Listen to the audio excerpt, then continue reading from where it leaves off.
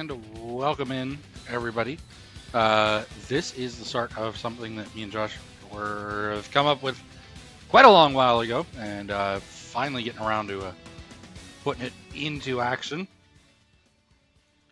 As such, here we are. This is what if NASCAR restarted in 2001. Or not so much what if NASCAR restarted in 2001. What if we woke up and it was January or February, whatever the date was, the 2001 Daytona 500. I can't remember off the top of my head. I think it was the 18th, maybe. Either way, we woke up and it's Daytona 500 Day 2001. We're going to go with, and we're just going to say it for here, because this is the way this is going to work. Dale is going to survive. But this race is obviously the first race that we're going to do. Dale's not going to die in this race. For whatever reason, whatever happens, he lives past this race, and we're going to... What I'm going to do is 10 races a season. If that... It'll depend. I don't want to really do more than 10 races in a season. Just because we are so far back. We're going almost 25 years back at this point. So we're gonna do it. We're gonna, in the off season, me and Josh are gonna review changes, anything that could happen in that time frame, any news updates and everything like that.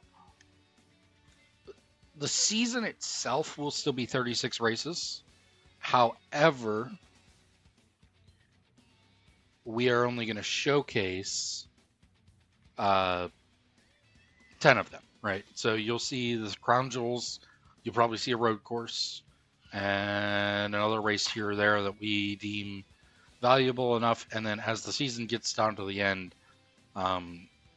as a driver might have the chance to clinch the championship, we'll showcase that race, or we'll just showcase the final race. You know, so-and-so's won the championship 2 weeks ago. I would like to try and showcase them winning the championship, but, you know, we'll see. We'll have to take a look at it. But either way, we do have our roster. We have our cars. We have everything set up. And so without any further ado...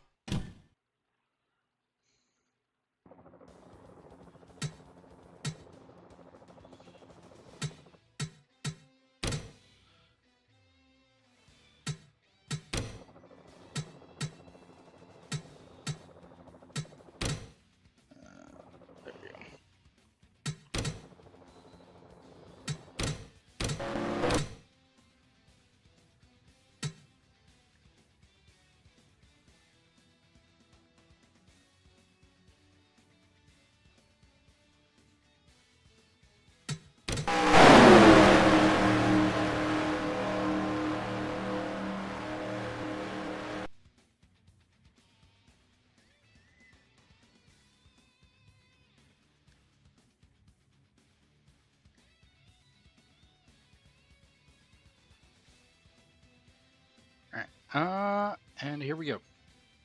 So we are going to flip off this. There you go. So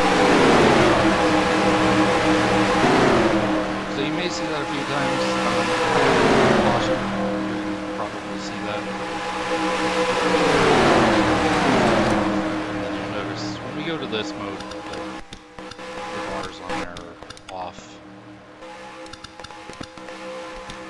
As you can see, we do have one change. Kevin Harvick will be running full-time as a rookie in the 30 car.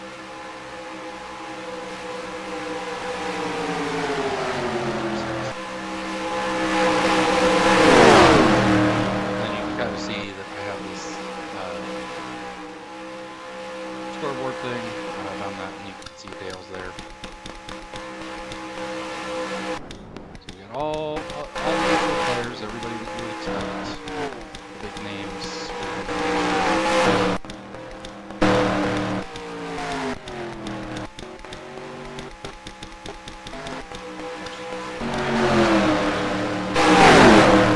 So obviously, as we know, 2001 in real life,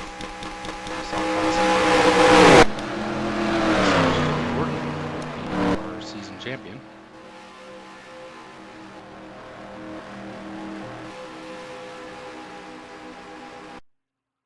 Turn that down a little.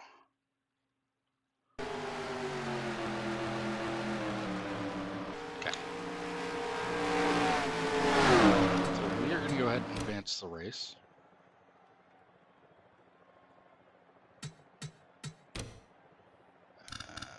We're going to go to the helicopter.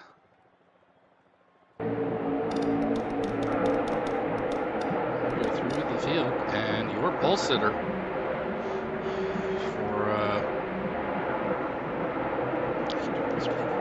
for the 2001 Daytona 500 is Sterling Marlin.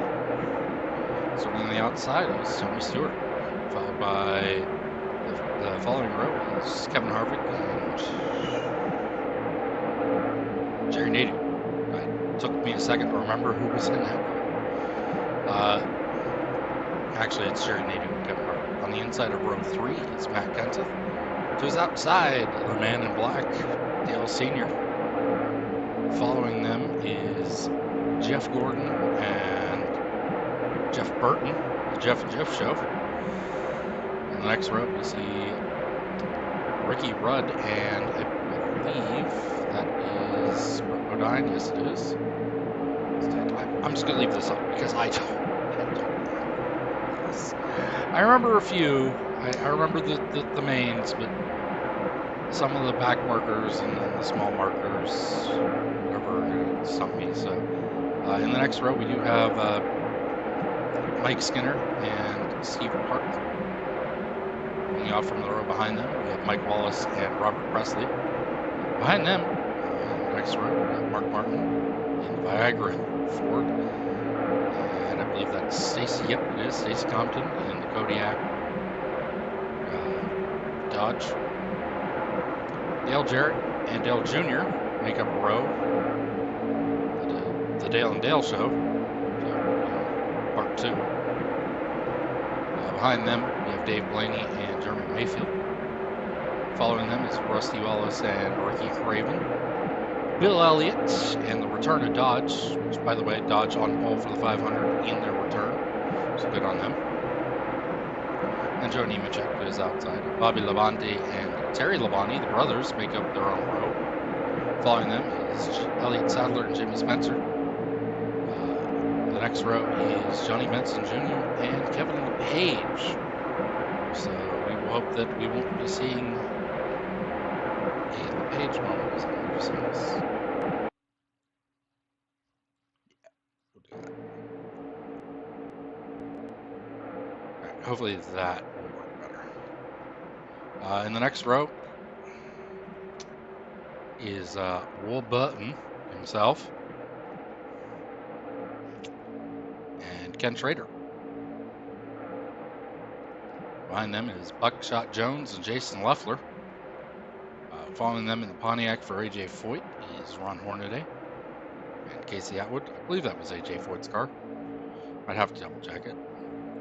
Behind them is John Andretti and Kyle Petty, the Petty cars. 2 of the Petty cars. The other one's actually a little bit further up. Andy Houston and Todd Bodine make up the second to last row. And rounding out the field is the actual 2001 winner, Michael Waltrip, and rookie Kurt Busch. Kurt is most likely going to be off the pace. I have noticed this every time we have done Daytona. The kid doesn't have it in terms of speed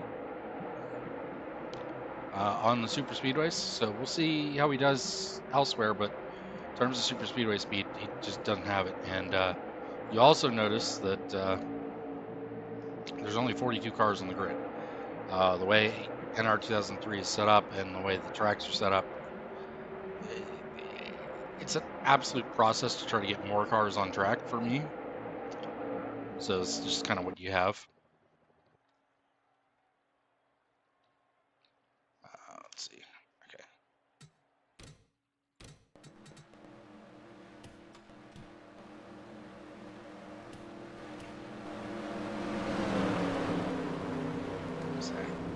hit drive, but I think we're good. I don't think it's going to put me in the car. So we did skip the driver start your engines. We did skip a few things there, but I think we're all right. We will live.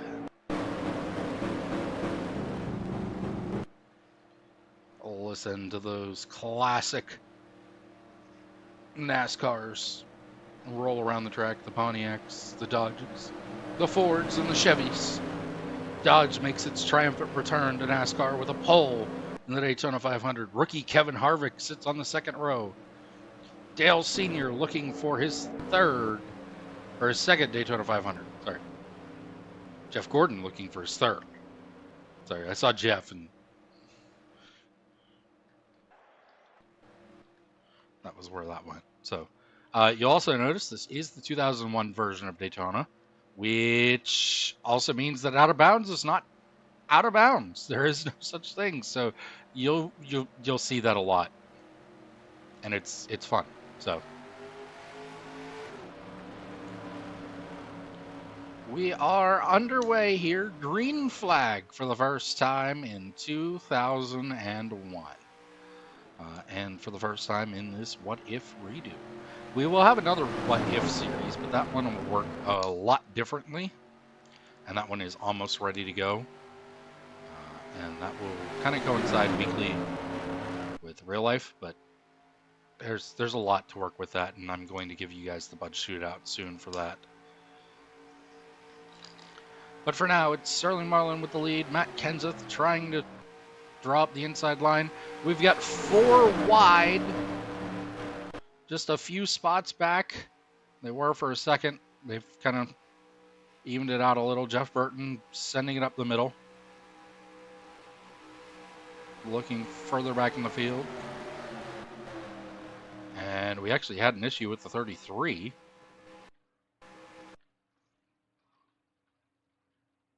Looks like he never took the grid. So, interesting bit there. But we'll see how this goes. Jeff Gordon is your current leader now.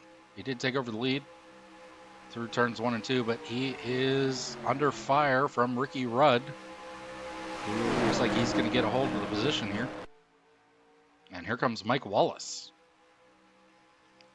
So some names early you wouldn't expect to see up here. Dale just kind of riding around. Mike Wallace drops to the middle. Now it's 3 wide for second behind Ricky Rudd.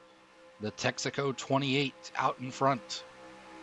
And these are things like that are things that change. Numbers, cars, teams, the way me and Josh do things as the sanctioning body essentially could cause massive changes. As you can see, as I said, there is no out of bounds, so everybody goes right down to that grass.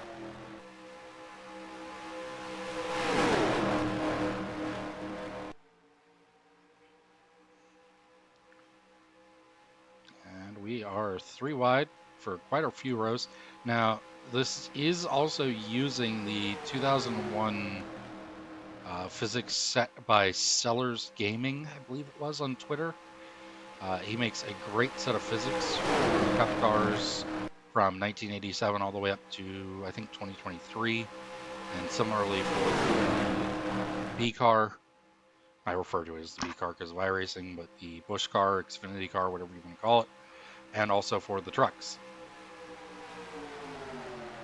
As Steve Park looks to jump to the inside, the first time a DEI car will get to the front.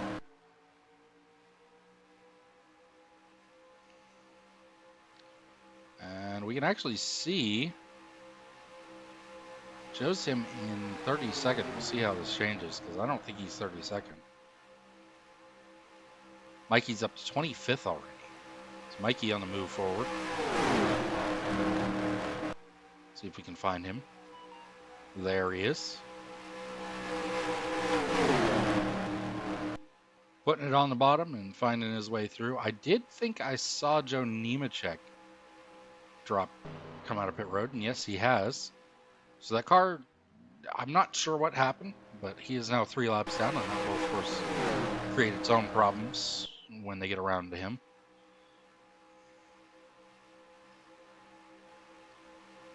But it is Terry Labonte now leading the Great American Race.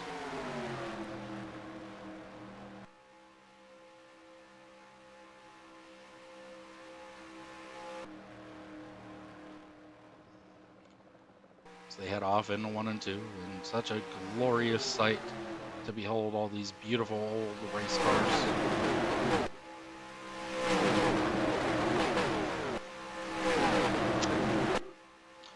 Realizing my TV was up loud enough to create noise. Ooh. And now, in a bit of a surprise, because I think he was out of the race potentially by this point, Buckshot Jones is challenging for the lead, and he is going to lead a lap. So Buckshot Jones gets a lap led, and now Kenny Schrader looks to get by. So we have cycled through quite a handful of leaders already in this race. I wish the lap info would show me some neat stuff like previous leaders or stuff like that, but it is what it is. You can see the various fast laps as we scroll through. But you can see now, Ken Schrader did try to take the lead. He is going to be put under fire from, what is it, Ricky Craven again? Yep, that's right. And Craven's going to jump up, and he's going to open the door for, nope, he's going to shut it right back on John Andretti. Andretti trying to become the second Andretti. I think he's led that Daytona 500 before already, but still, if he hasn't, I imagine he has, though. He's definitely trying to become the second Andretti to win a Daytona 500. That's certainly the case here.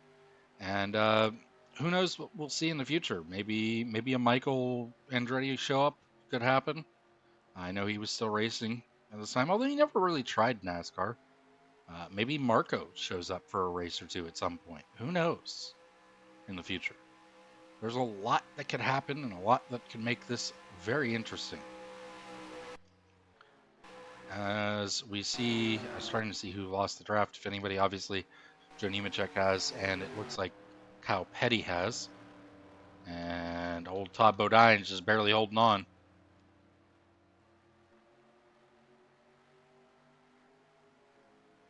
Dale sitting back here. Maybe biding his time. Not who you would expect to see towards the back of the field. And then you can see who's up near the front now, making his way. He had made his way into the top 10. He's obviously going to fall back a little. Actually, no, he's well inside the top 10. That is Junebug. Number 8 car, but look who is coming. He started shotgun on the field. 41st out of 42 cars. And old Mikey Waltrip running P2. That's that DEI for you. So now he is going to potentially send this here. He is. And look at Kevin Harvick. I know the interest is on Michael Waltrip, a rookie. He's going to have a great duel here this season, it looks like, with another fellow rookie in Kurt Busch, who's riding right behind him. Kevin LePage opens the door, and Kevin Harvick's going to stick his nose in. We're going to go 3 wide for second place. 11 laps in. So far, calm. The storm has been roughly tame.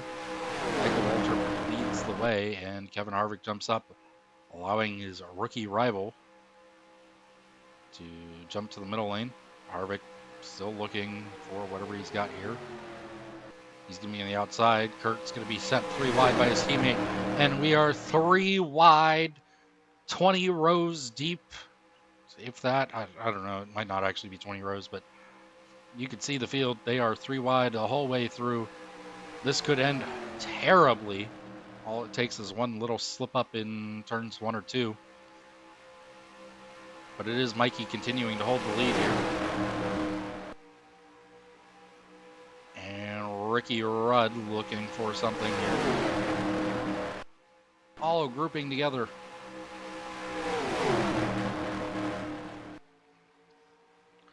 As now, will Jeff Burton try and make a move and try to get his lap led. Ricky Rudd back to the point. It is Ricky Rudd who maintains the lead. Jeff Burton following in second. Back into the field a little bit, just in case something happens. Jeff Gordon's high and out of the groove.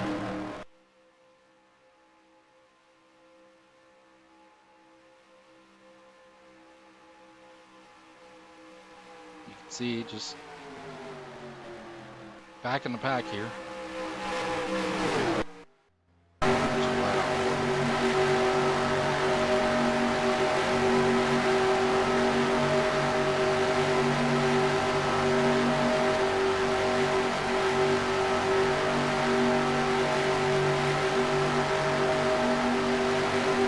Black leads the way, but just kind of safely riding around, I guess, at this point. I don't think anybody would question the man's talent on the super speedway.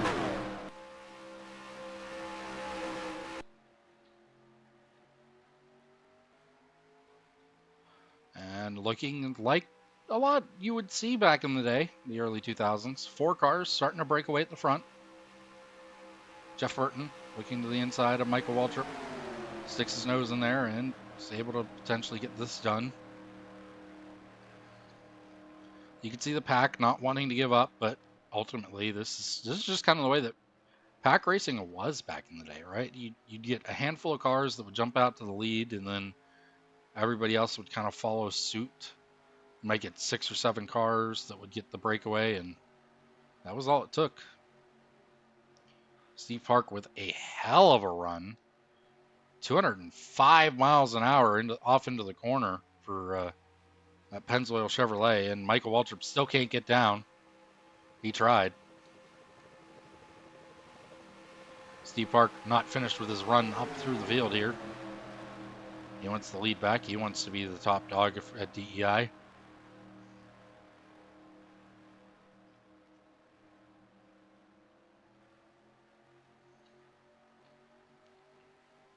Following along. Dale's starting to move forward.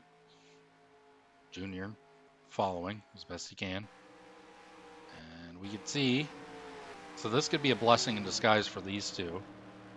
If they could get hooked up enough, they won't be running quite as slow. You could already see that some of the way that the draft works, that Kyle's getting a little bit of help here. As Joe goes around, you'll see he'll bleed off speed quicker, and Kyle will gain it. And hopefully they get to a point where they're just kind of even. As Steve Park goes to the inside of Jeff Burton.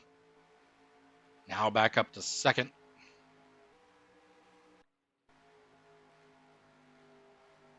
Jay Nadeau's falling all the way to the back. Junior's towards the back. A little bit of a gap forming in between this group here.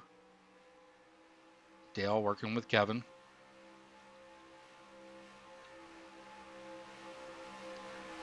Rusty Wallace now looking to the inside of Steve Park.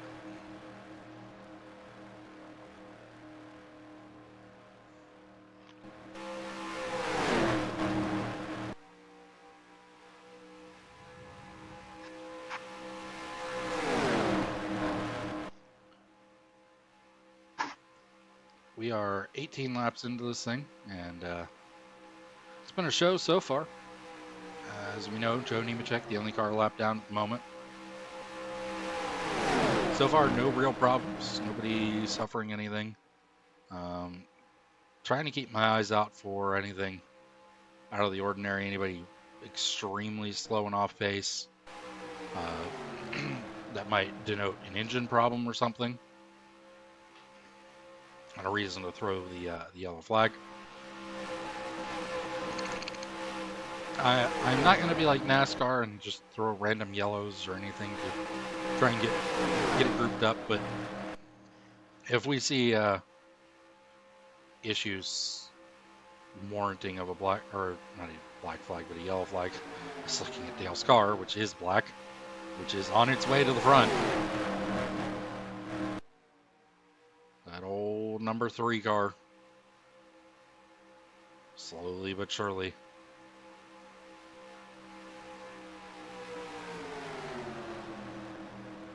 Makes his way inside the top 10, up to 8th. He jumps out of line.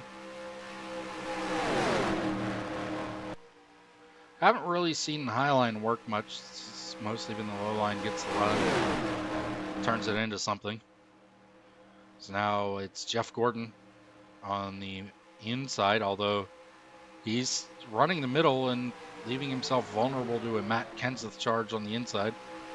That's exactly what we're going to see happen, as Jeff's going to take over 3rd now. And he moves up, or Kenseth moves up, sorry. Drops back across Tony Stewart's nose. And back up again, and Tony holds the bottom, and Kenseth back down. Dale forcing his way to the inside of Rusty Wallace.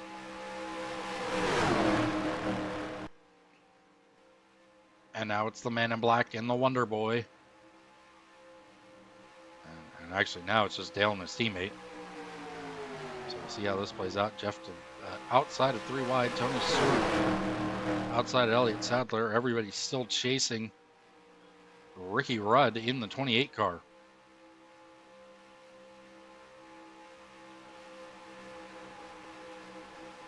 And just looks like this group. Yep.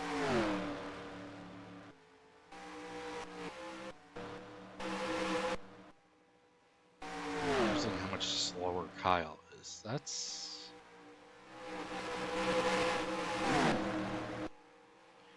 So the pack's starting to spread out, as you can see. It looks like as the tires get more worn, and we're looking at probably 40, some 50, potentially 50 laps on a green flag cycle. We will see exactly what we're going to get. But as you can see, as the tires kind of get worn out, the drivers kind of file into a better funneling system. I guess, I don't know. Really, they're not. There's packs starting to lose the draft, small packs, and then you still have this big pack. And this is where you want to be. But now, trouble arises out in front, doing a solid 188 miles an hour to Ricky Rudd's 202. Who's going to get held up by the slow Kyle Petty? It's not the leaders. It's looking like it could be Mikey. And it will be, as everybody kind of files and slows down there for Kyle Petty, the slow 45 car. And Michael's still just kind of stuck behind him. And you can see even now, he's still just pedaling along at 195. I think there's potentially something wrong with that car.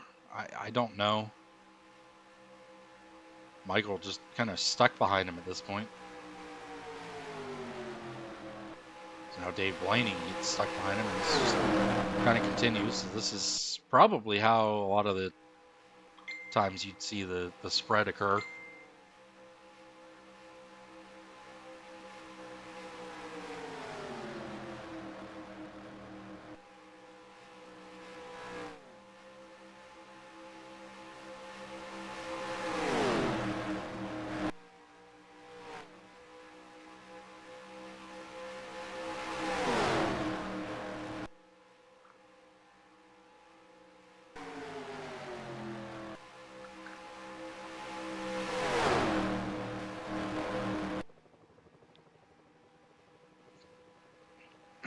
So we're 25 laps of the way through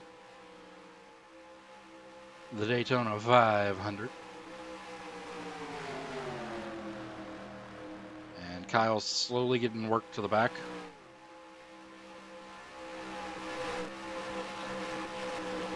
You can see Robert Presley, Todd Bodine, Jason Leffler, and Andy Houston all in that little 4-car group. As we have a caution somewhere on the racetrack.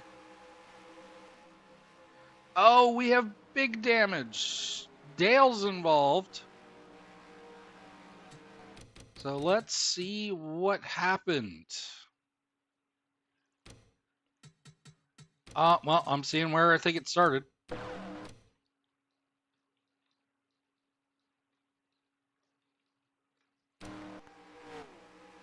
So Compton gets into Gordon, gets him loose. Gordon comes back up and collects his own teammate. Actually takes out all of his teammates in that. The Delphi car is involved. The 45 was involved.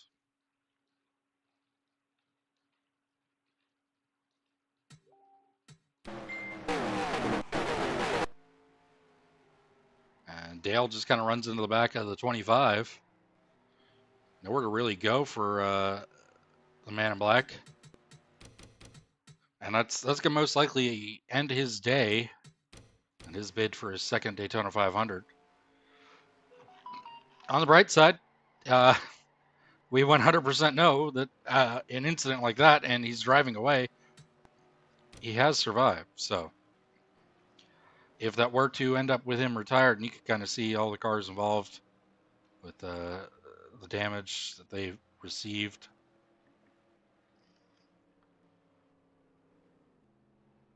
If that's the case, if that's the end of his day, then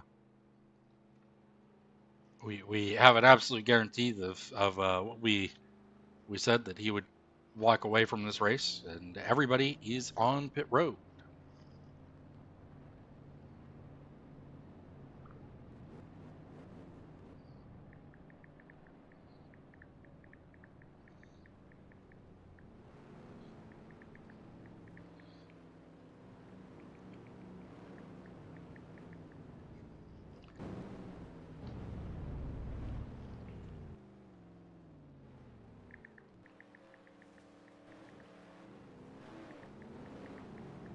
And the race off is going to go to Elliott Sadler, Ward Burton, Sterling Marlin out third, Dale Jarrett, Tony Stewart, John Andretti. There's oh, and we have contact towards the back. I did see it. Ricky Rudd making contact with Mike Wallace.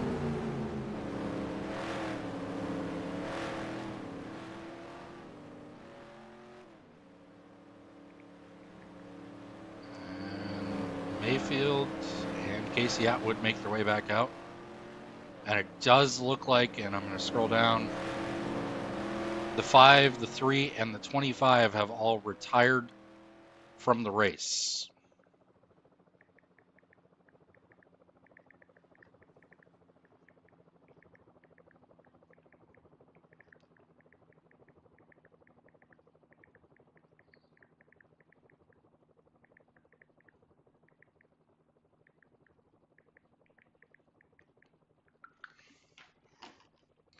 Well, Ricky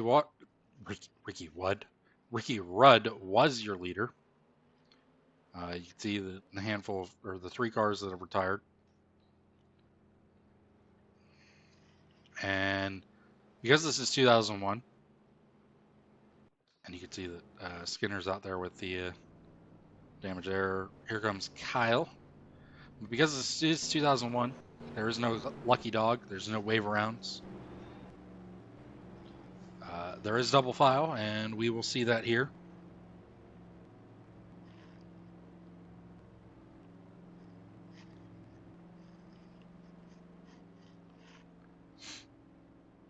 When the lights on the pace car go out.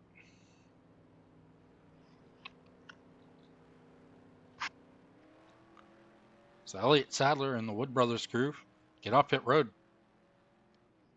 fast, and they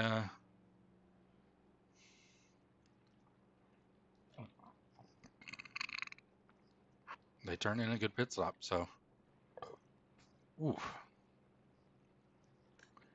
as we look through the field, you can see, and we'll just go down it. It's the Elliott Sadler, now your leader here on this moment. Then we have Will Button, Sterling Marlin, Dale Jarrett, Tony Stewart rounds out your top 5. John Andretti in the 43 car in 6th. Kevin Harvick, Victor got him a good job done. He's 7th. 8th is Ricky Craven. Kurt Busch telling me I'm a liar and that I don't know what I'm talking about and deciding to actually ride with the pack today. So that Sharpie car is money. Looking pretty good today. And then Johnny Benson rounds out your top 10. 2 bullets still in the gun for DEI. Actually, I think all 3 of them are. Steve just had a bad pit stop, so. And Jeff is back out on track. I believe he did lose a lap. Oh no, they're saying he is still on the lead lap. That is intriguing if true. I mean, that car is badly damaged. I can't see it doing much, but yeah, nope. He is viewed as on the lead lap. And Kyle's trying to catch up, and you can see Joe Nemechek going to the inside.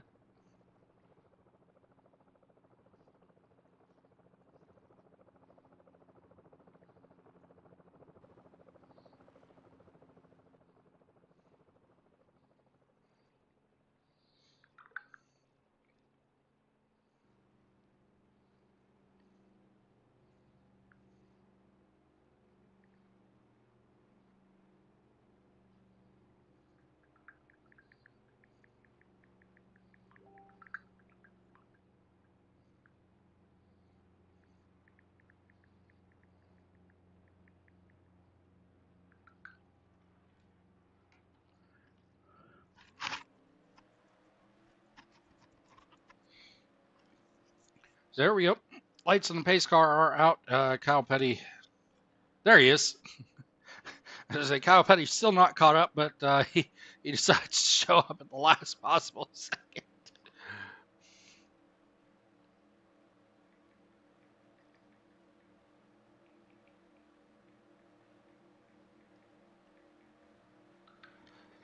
So there we go.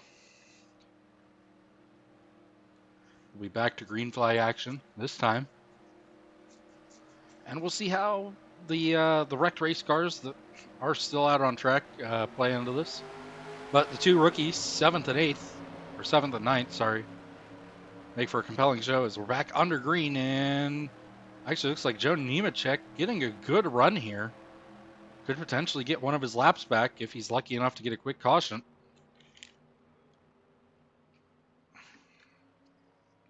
And it looks like he is going to be able to hold steady on the outside. Elliott Sadler looking like he could maintain the lead here. And Sterling Marlin drops to the inside of Ward Burton, passes him like he's standing still. Elliott Sadler fights back on the outside, but now Marlin comes up, and he's going to get up behind Joe Nemechek, and Nemechek now leads the field around. Of course, he's going to do the typical AI thing and jump up.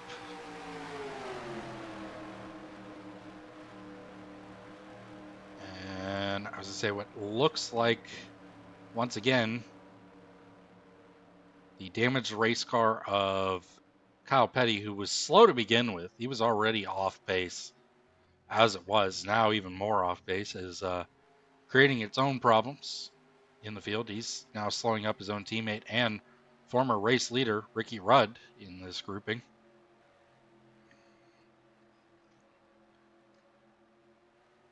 And you can just kind of see here, and Steve Parks back here. A couple cars off the pace, obviously. Mayfield, Jeff brought it back in. I imagine they're probably going to be done with the car at that point. We'll have to see. But it is Sterling Marlin, your race leader now.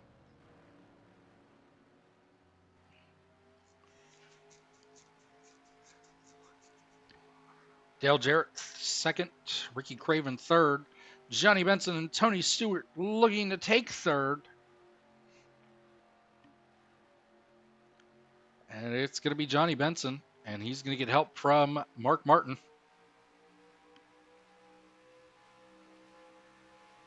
Now Mark opens the door. Bobby Labonte will look to his inside. Have a bit of a breakaway up at the front of the top 14 cars. As the damage was done by what Kyle Petty is off pace would do. We'll see if the second grouping can catch back up, if they can get grouped up enough.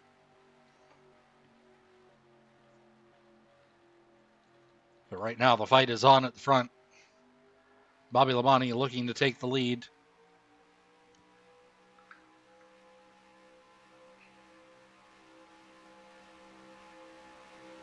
And he's going to go for it.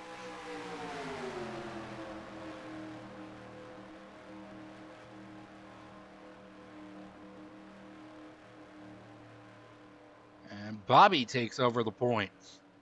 So Pontiac to the lead now. Sterling Marlin regroups in second. Jeff Burton looking to the inside of Michael Waltrip. The rookie, Kevin Harvick, looking to the inside of Jeff Burton. Can the rookie get up here and lead it? With help from an Alliance car, the Richard Childress prepared Petrie Racing entry of Joe Nemechek.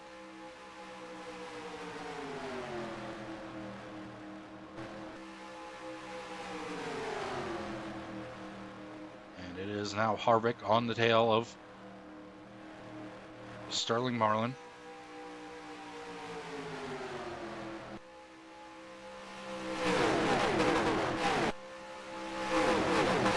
Harvick looks to the inside. Some of the second pack is caught up. Leffler's back up here. Notice that.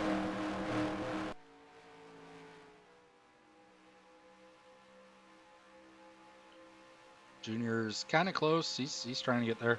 But now only one car for Harvick to pass to take the lead in the Great American Race.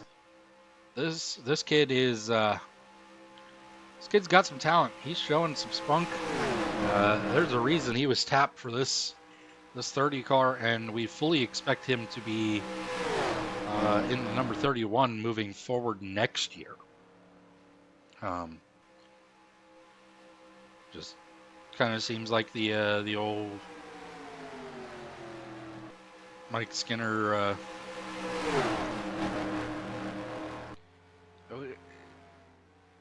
It's one of those prove it years for Mike Skinner, right? Needs to prove something, but it is going to be Kevin Harvick leading his first laps of his career here at the Daytona Super Speedway. He leads the Daytona 500, 38 laps in. Still a lot of racing to go, still a lot of time to go, as Tony Stewart now takes over the lead.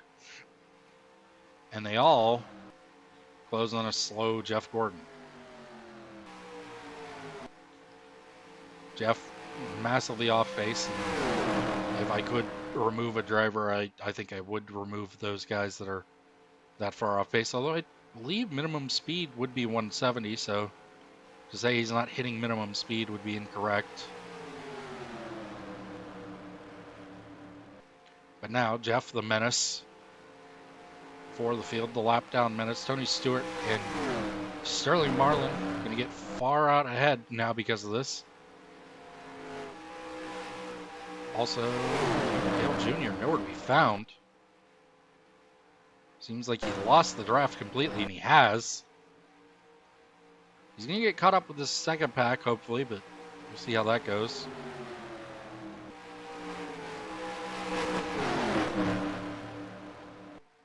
Now the front pack working their way around Mike Skinner this time. And the shocker here, I think, has to be Jason Leffler finding his way to third. Can Leffler find a way to the lead? Oh, I know this will make Josh happy.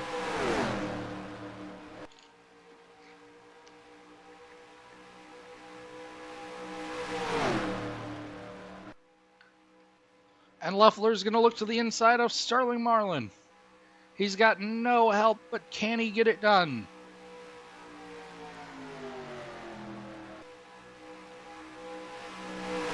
Marlin's going to be able to hold the position. But Loeffler with the inside lane. Now with his chance at leading some laps for Chip Ganassi Racing.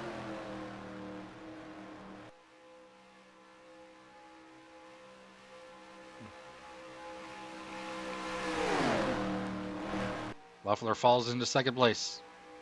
Can he get it done? Is this the start of something for the rookie? I had forgotten he was a part of this rookie class as well.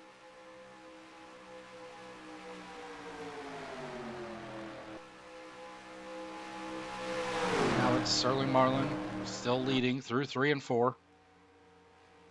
The palm trees not there off of 4. Tony Stewart looks to the inside. No help for Stewart. But he is going to be able to get the run on Loeffler. Loeffler not going to be able to put fruition to it, but it is a Dodge show up front. 4 of the top 5 Dodges. As Mark Martin ruins that. Actually, I stand corrected. There was a Ford in there. I forgot that Penske doesn't move to a Dodge till next year. But even more, not so much surprising, but great to see him having a showing. Bill Elliott. Also Stacy Compton. Stacy Compton turned Jeff for that caution that came out. Completely survived it, and now he is about to challenge Tony Stewart for the lead.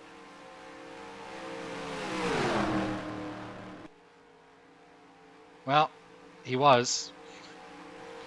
Until Jeremy Mayfield got in the way.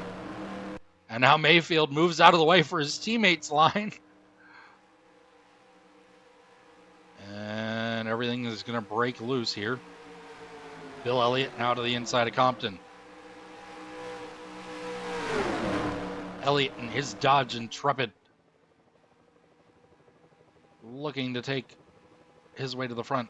Now it's Loeffler again to the inside of Presley.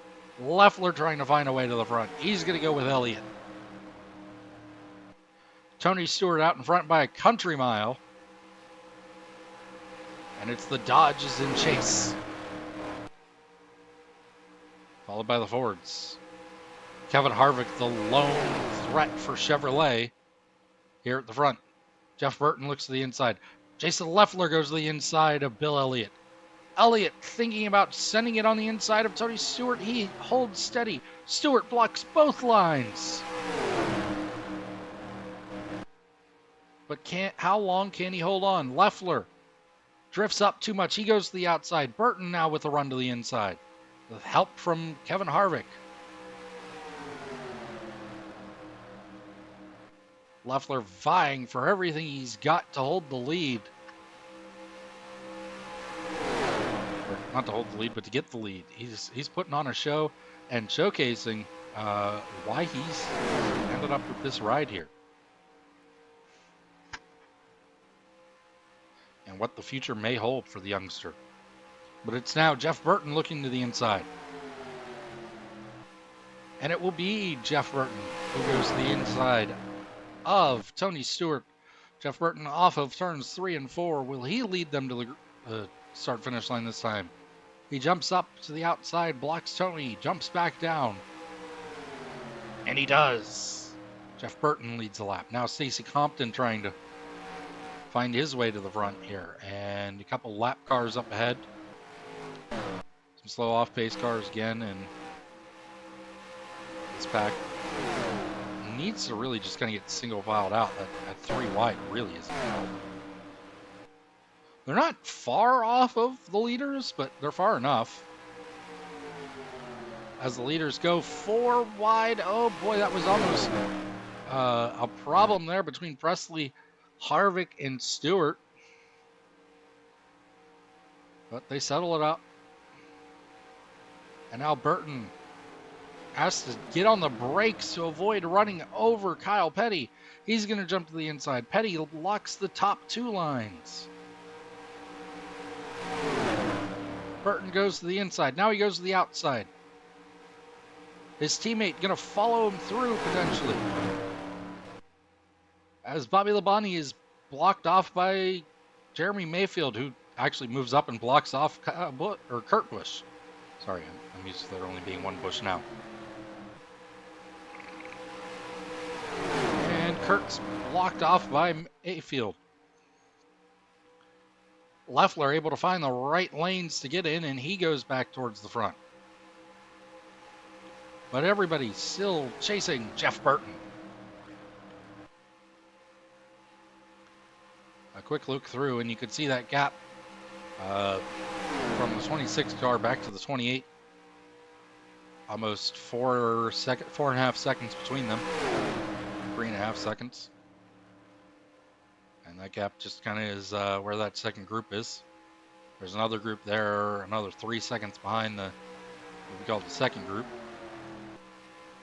And then the final group of 3 cars is 20 seconds behind them. Still only 3 cars retired. A couple cars 2 laps down now. As we're side by side, and Bobby Labonte looks to retake the lead, and he will by the slightest of margins. Bobby Labonte leads that lap.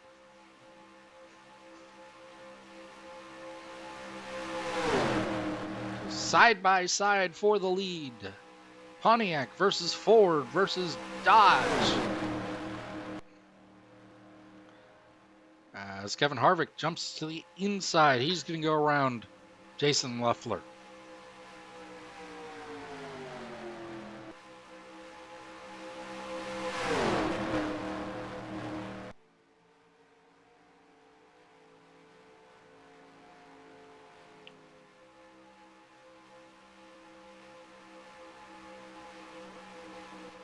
Ooh. Look at old Dave Blaney up here. He's in this big pack. Got that Amoco Ultimate Dodge up here.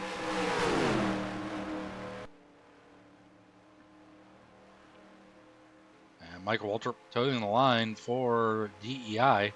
None of the Hendrick cars are left in this, so if you're rooting for the Hendrick Motorsport Chevys, I've got some bad news for you. Stacy Compton managed to collect all of them.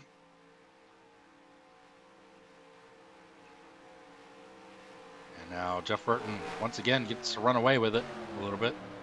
He gets some help from Mike Skinner.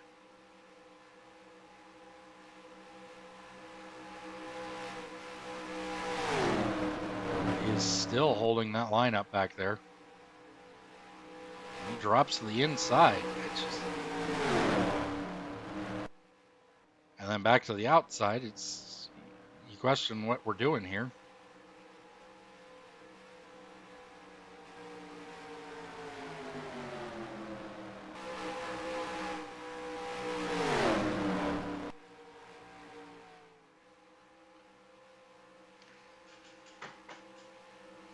So 50 laps down, or actually 52 or 51 laps down. Just past the quarter of the way through it, and Kevin Harvick looks to the inside of Bobby Labonte. Still just trying to find her way around. Make sure there's no need to be throwing a caution or anything.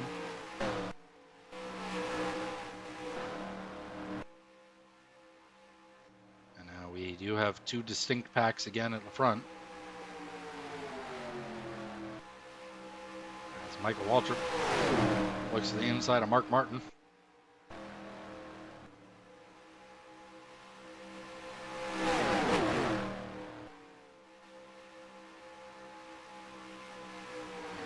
Bill Elliott will go with Mikey. Now Bill trying to find his way to the inside, and he jumps up actually to the outside. Mark Martin's going to fill the void on the bottom.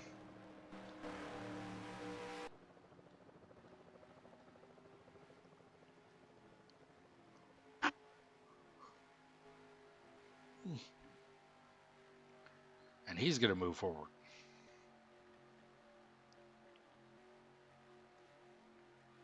Second pack now decently sized.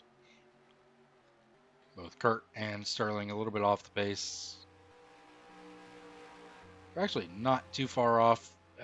They have enough help with each other. I think they'll be all right. You can see the second pack that was pretty well formed up kind of falling apart at this point because of the slow lap cars.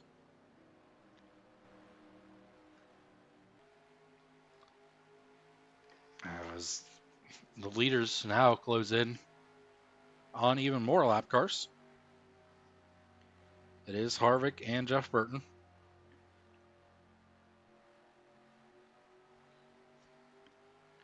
And they're running nose to tail.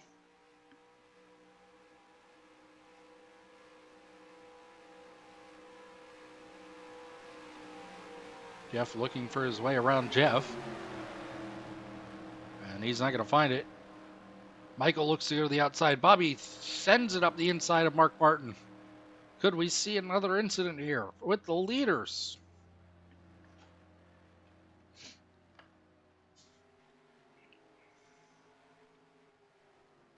It does look like they're all going to get through cleanly.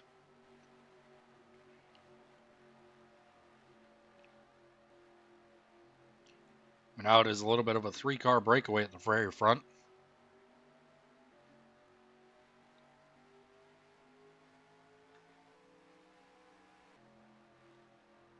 And Junior's group has regrouped a little bit. The gap's still there. And now the leaders have caught that 3-car group. Kevin Harvick just kind of follows behind them.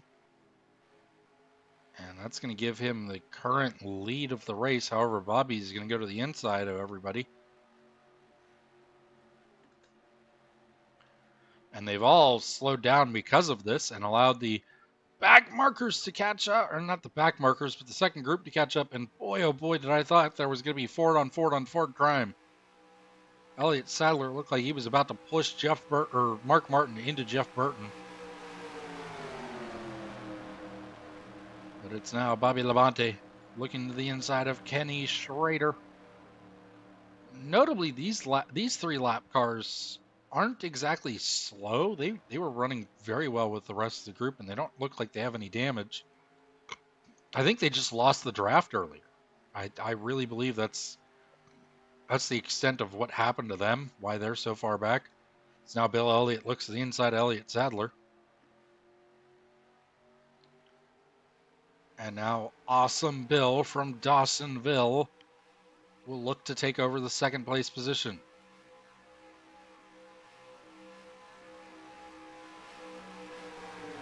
And with a little help from Dave Blaney, he does so. He's going to move up, though, and Dave Blaney is going to fill the hole. Does Blaney get through? Yes, he is going to be able to slot in and hold it enough. So Dave Blaney will look to move through to second place with help from Johnny Benson.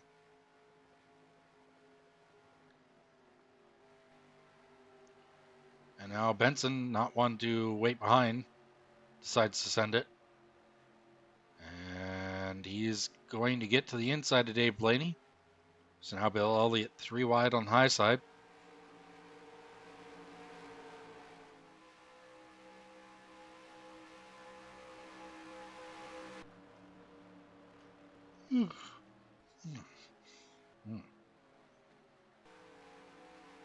The other group running 3 abreast, 2 rows deep, with Mike Wallace playing the Pied Piper.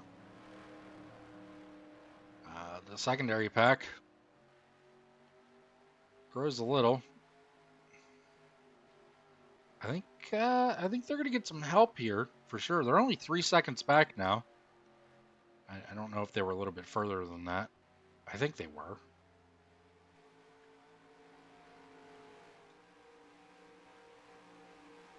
We'll have to wait and see. But we have now lapped the field up into the 30th position. And we've started lap 60. So I'm actually go stick with the cameras. I'm just gonna take a break from speaking for a little bit, and we will just enjoy the sounds. I'm gonna actually go to this one. Sound of vehicle racing.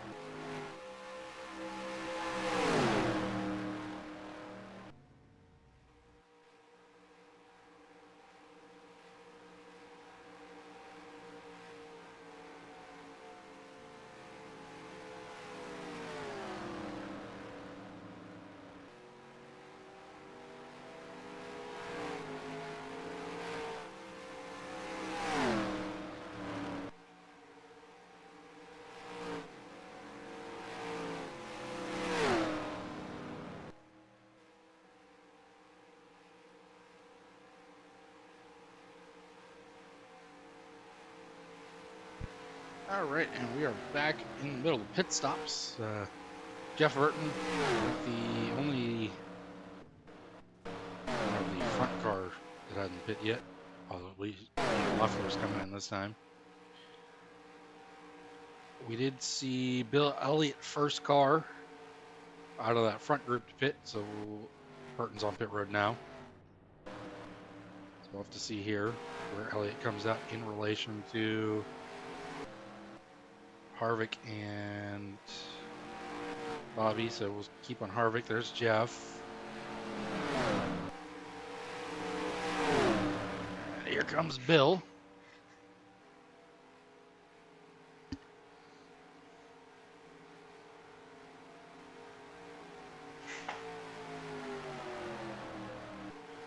And Bill getting held up by Mayfield.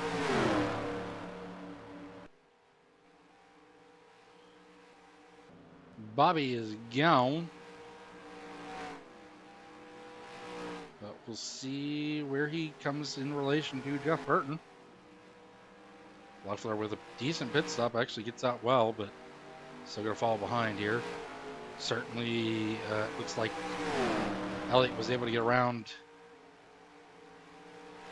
Mayfield. Now follow Kevin Harvick around Jeff Gordon. So now they're on the warpath to try to run down Bobby before he can get to Jeff Burton.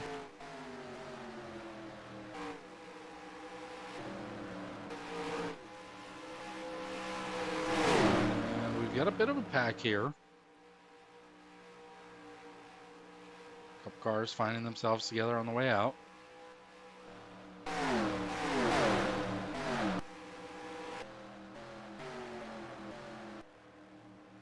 Gotta love them pit stops.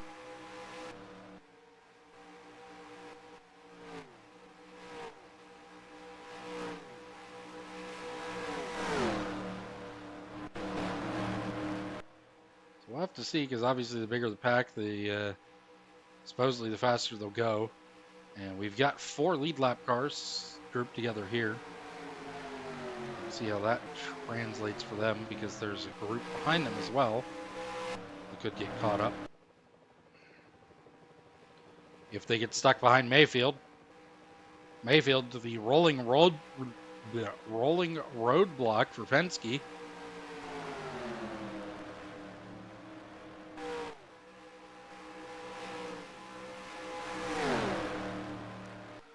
And it does seem like Kevin and Bill are catching old Bobby.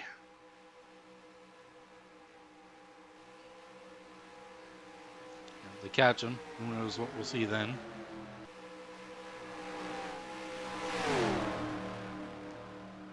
Likely the 3 of them working together to try to catch up to Jeff Burton.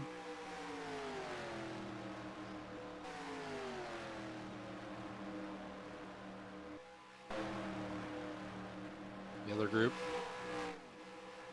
starting to get caught by the group behind them, as they were held up by this front group here. The group of 4 was held up by the 14 and Ron Hornaday. So that's going to bring this second group up to them.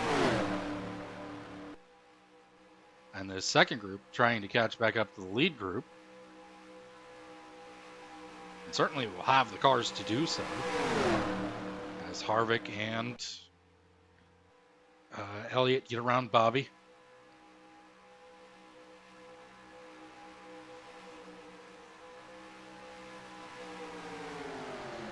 Now there's 3 of them, as they will work to catch and run down Jeff Burton.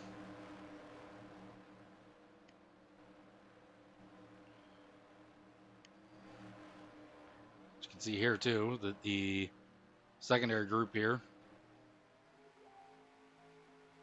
starting to form up and starting to run down.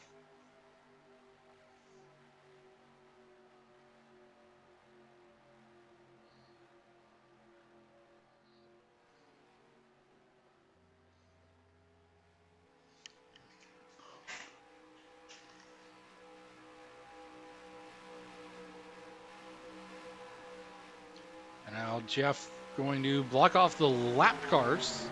So not the lead lap cars, but the lap cars, and kind of free up the lead cars as he blocks Leffler. Oh no! Jeff, what are you doing? Leffler was motoring.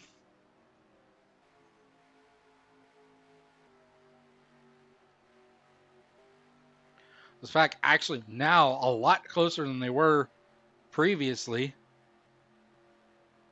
And we'll see if Elliott Sadler and Leffler can kind of hang on to it. 6 cars running side by side now.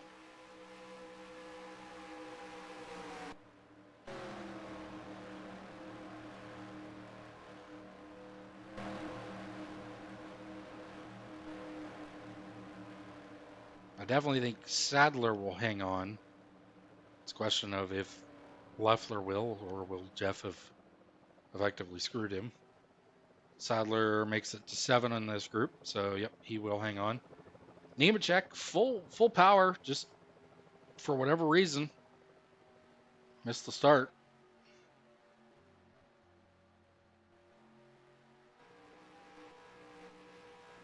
And Bill Elliott, who had lost ground, now seemingly gets it back as they get caught up there with Jimmy Spencer in the 26 now. Bill looks to send it up the inside of Harvick. Harvick holds him off. But now Bobby, Harvick, and Bill are all here. 4 manufacturers make up the top 4. It's Ford, Pontiac, Chevy, Dodge in that order on our screen as they run.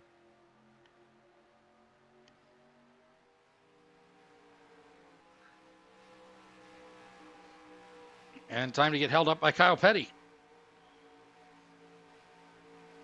Kyle Petty blocks the leader. He blocks Bobby.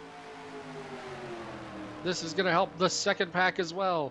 He blocks again. Burton and company around.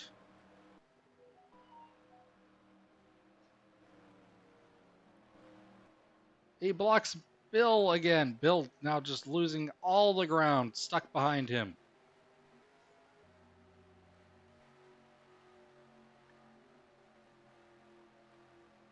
And Bobby Labonte, the big beneficiary there, he retakes the lead. Kevin Harvick, a close second.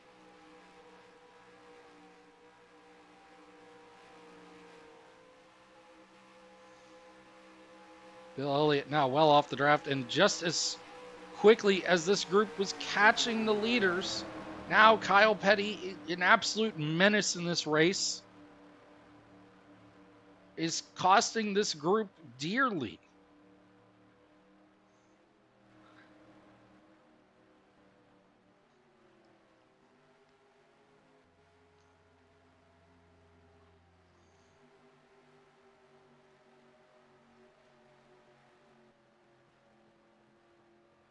Jeff Burton looking to take the lead back.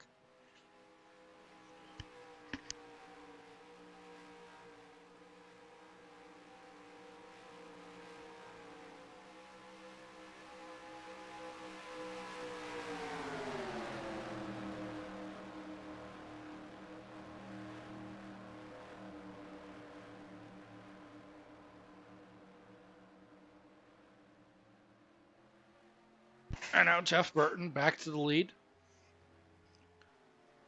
Kevin Harvick second. Bobby Labonte third. Bill Elliott still runs in fourth, but now under fire seemingly soon from the second pack. The second pack having formed up, they've been on the move. Couple packs throughout the field. A lot of spread out race cars.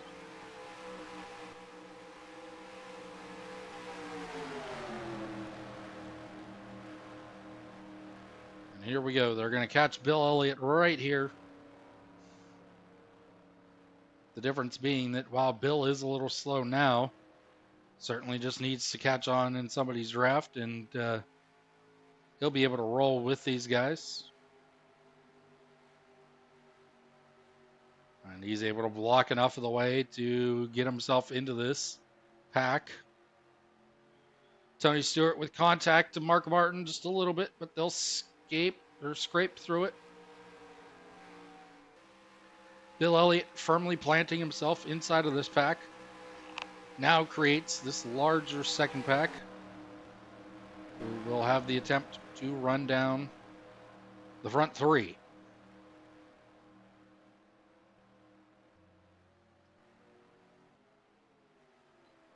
They'll have to get around the teammates, 26 and the 66. The Kmart cars.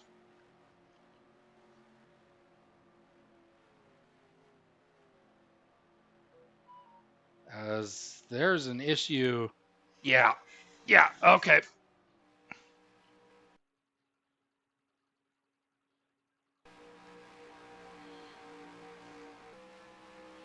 I'm not sure what is up with Casey Atwood, but doing 146 miles an hour, I felt that there was a need to throw the caution for that one. I know I said I wasn't going to throw it for anything, but that one seemed like one of those moments to throw it.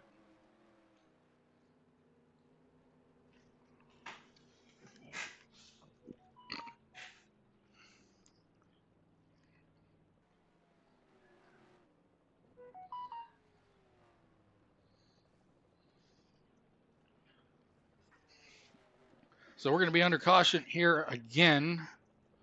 We'll likely see everybody pit. 27 cars still on the lead lap, so it means the rest of the field will fall in line on the inside, and we'll see how that plays out. Mike Skinner blew a piston at some point.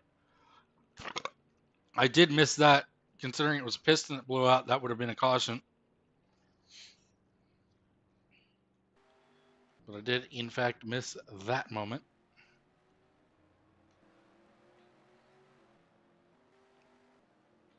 So now the field will get grouped up.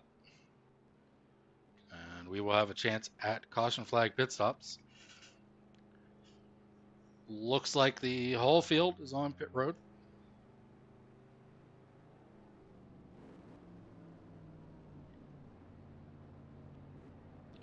And Jeff Burton will lead us down.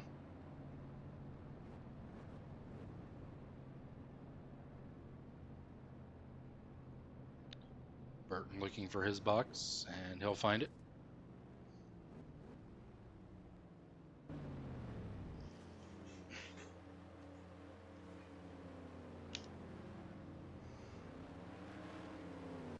Bobby Labonte with an excellent stop. He's going to get out first. Second's going to be Kevin Harvick. Third, Jeff Burton, Stacey Compton, Ani Benson Jr., Robert Presley with a big jump. Tony Stewart. See a few of the lap cars in there.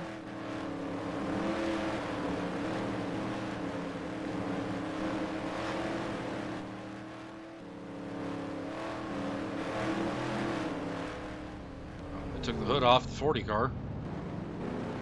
And they left it in his pit box. Also took the hood off the 1 car. So we'll see how things play out for some of these cars. As Casey Atwood continues on, and the 8 car is retired.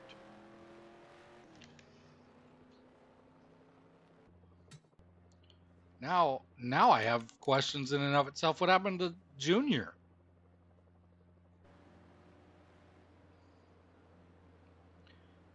The 11 blew a clutch? Is that what happened?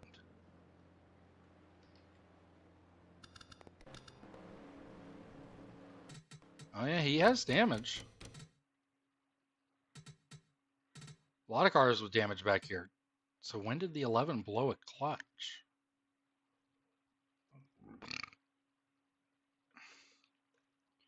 Oh! Just accordioned under caution.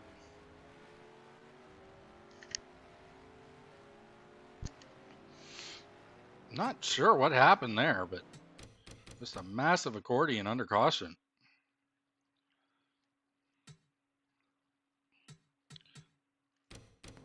My lean to is to believe that not Mayfield, but Atwood had something to do with it, considering the status there. And then, ooh, oh, okay. These problems continue to arise, and they just kind of parked the car. Got it.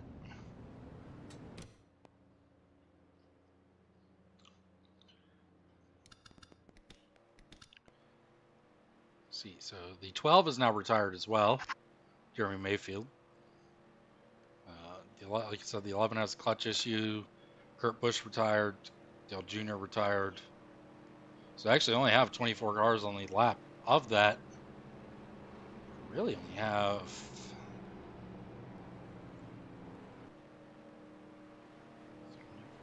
24 cars out. 33 cars on the track.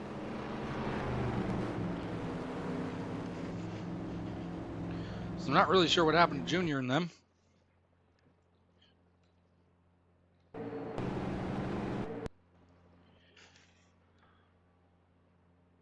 But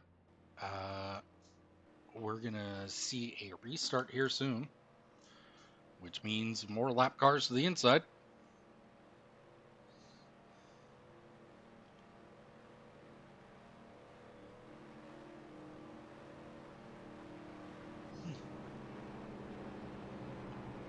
As the lights on the pace car go off.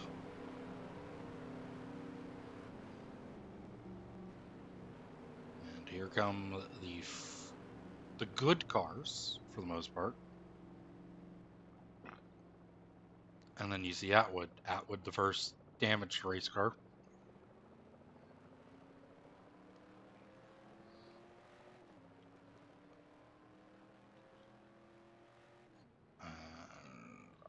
Jeff's coming.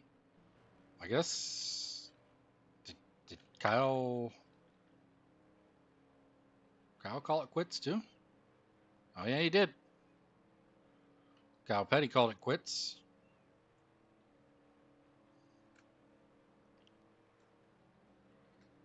So that's one less wrecked race car to worry about.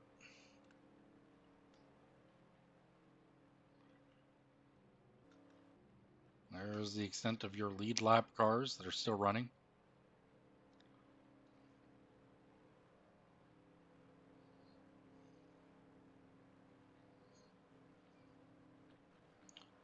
And Bobby Labonte will lead them back to the green flag.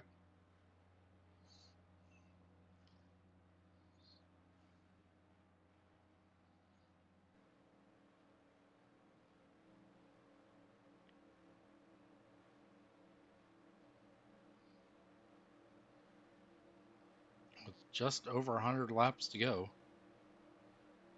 110 laps. So we'll take the green. I think it's 113, 114 to go. It's a lot of time in this race. But we are back under green flag conditions. And it's Bobby Labonte leading the way in front of Kevin Harvick.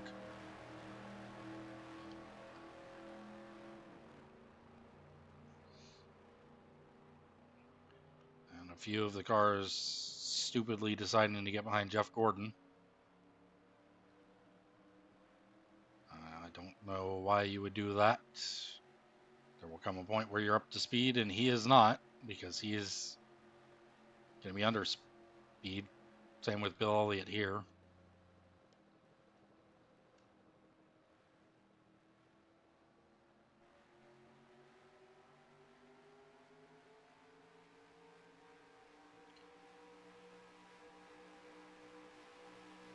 And Bill will go to the inside of Atwood.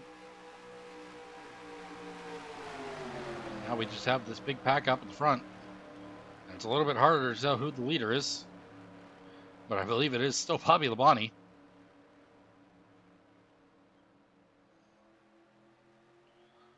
As all the cars in front of him are lap cars.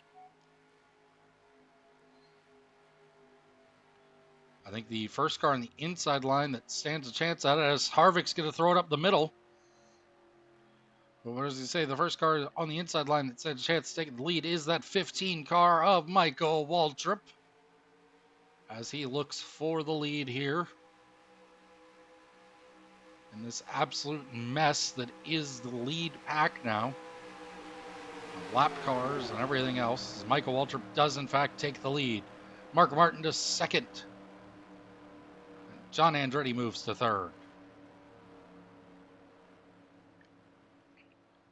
Jason Leffler trying to fill holes. And he's going to get below Jeff Burton. Getting help from Bill Elliott. He moves up to the middle. He gives Bill Elliott the lane. What are you doing? Left turn.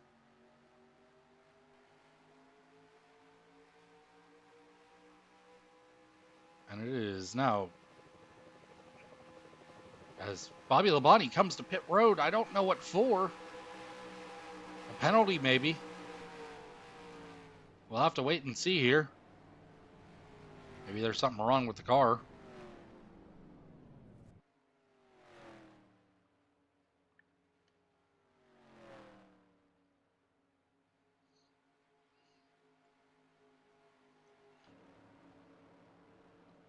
Yeah, I don't know. We'll have to circle back to Bobby Labonte. Potentially something went wrong with that race car. He is leaving pit road now. So I don't know. I don't. All right. But it is Michael Waltrip leading the way now. He's gotten to the front of this pack. How things can change so quickly. Unsure of what happened there for Bobby Labonte. But he is now going to lose a lap. He's a lap down now. John Andretti, second place here. Joe Nemechek with a hell of a run.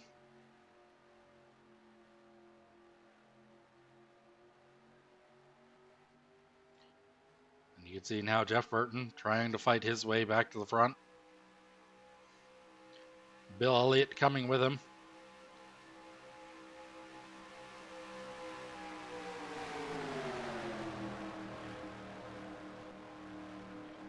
Elliott looks to the inside of Andretti. And he's going to take that spot away. Coming with him is Tony Stewart, Mark Martin, Kevin Harvick.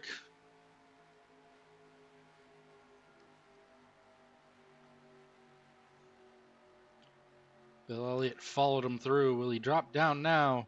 He does, and he will take the spot from John Andretti. Now, with the 15 getting shuffled to the outside by the Joe Nemechek, Jeff Burton looks to take back over the point. So some things change. Bobby Labonte gone. Some things stay the same. And Jeff Burton goes back to the lead.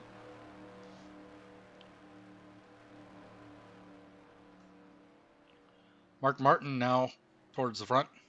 We've also exchanged Bobby Labonte for Tony Stewart. So still have a Gibbs car up here. As he will look to the inside. Mark Martin looks to the inside of Tony. Both looking for their first Daytona 500 winner. Actually, 4 of these 5 cars would be first-time winners. 5 of these 6. Michael's still here. There's a lot of first-time winners still left in this field. Some of the better stories. Mark Martin been trying forever. Bill Elliott, though, looking to lead laps for the first time in his number 9 Evernham Dodge Intrepid.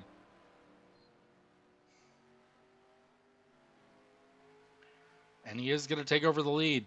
However, as per usual, he moves up, opening the door for Michael Waltrip. Joe Nemechek had a fast race car. You could tell that is a rocket ship for that 33 car, but of course he missed the start. Started 4 laps down. Not sure what happened with the car. They never made the grid even. And it is still Jeff Burton leading the way. At this point, he feels like Thanos. And that he is inevitable.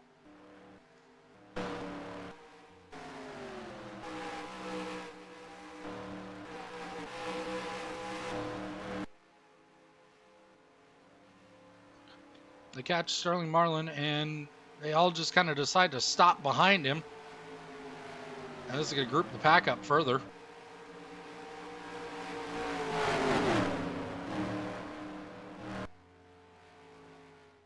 Leffler goes through on the bottom. Sterling Marlin still blocking lanes.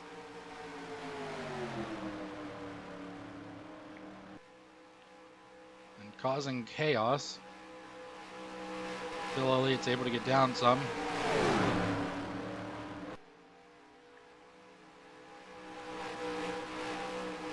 Kevin LePage almost kills Michael Waltrip. And Sterling Marlin still blocking Jeff Burton.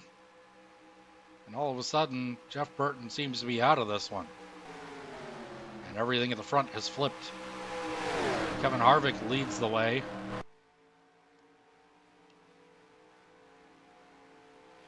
Elliott Sadler second. And a driver we haven't talked about at all today, Matt Kenseth, has snuck his way into the top 5 after all of that.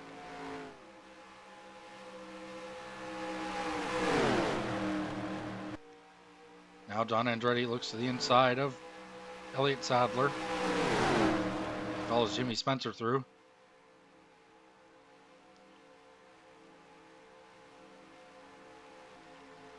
We're catching up to Steve Park. Joe Nemechek looks to the inside. Steve's going to hold the outside or inside.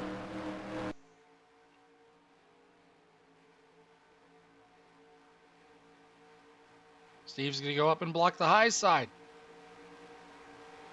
Will he get to the line first? John Andretti leads laps here at the Daytona 500.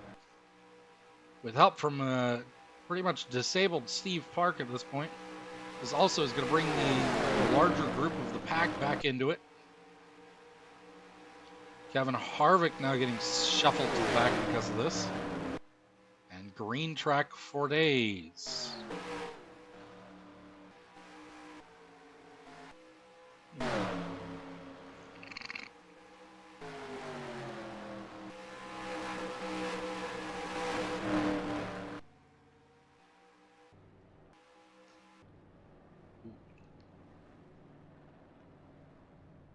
No story on the 28, but he is on pit road all by himself.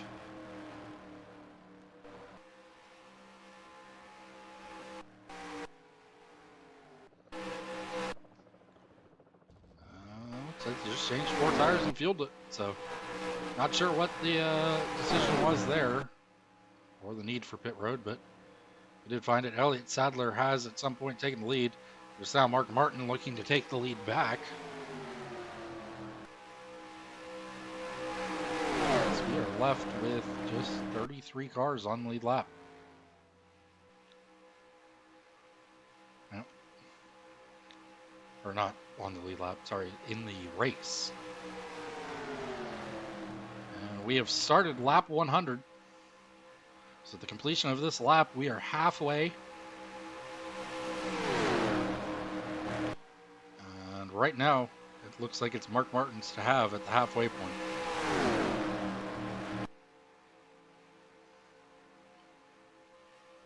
Elliott Sadler looks to the inside of Jimmy Spencer.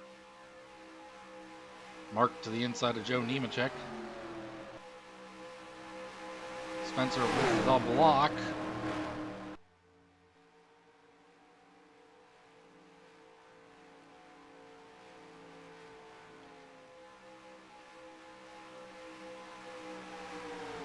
And it's Mark Martin that leads them at halfway. 100 to go.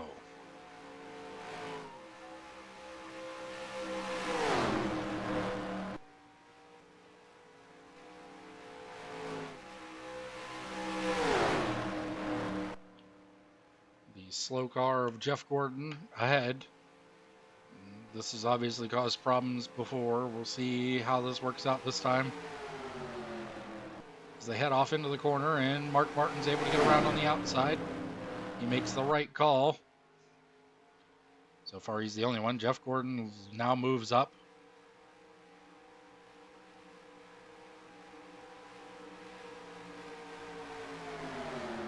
And we're 3 wide behind him.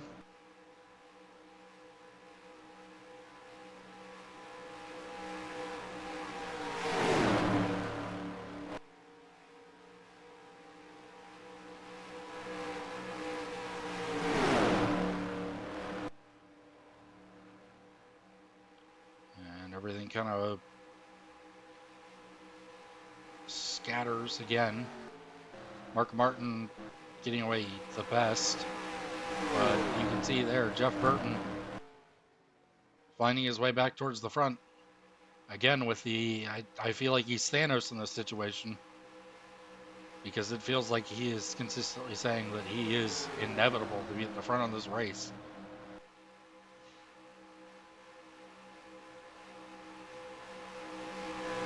Of course, if this is 2001, nobody knows what I'm talking about. Some people do.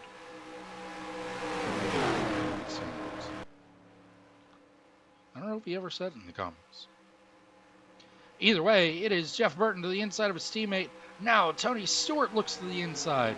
There's 3 Roush Fords battling for the lead.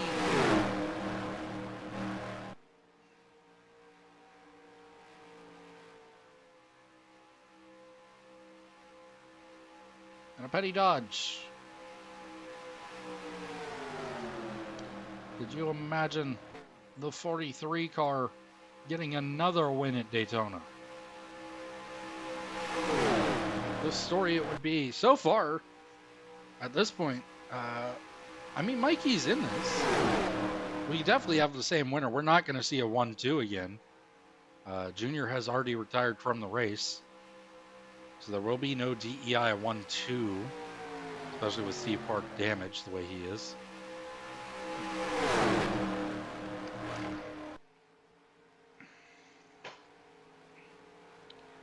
Tony Stewart takes the lead. Mark Martin with him.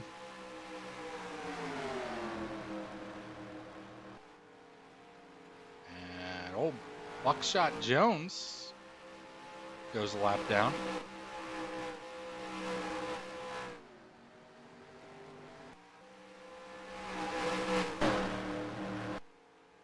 And they are catching the slow car of Sterling Marlin, who is off pace, but I will allow 177. It's off pace, but it will live. Mark Martin times it again perfectly and gets around. Now Sterling Marlin kind of being put in the nope, he was not going to be put in the 3 wide situation. However, the inside is free and they're going to get through.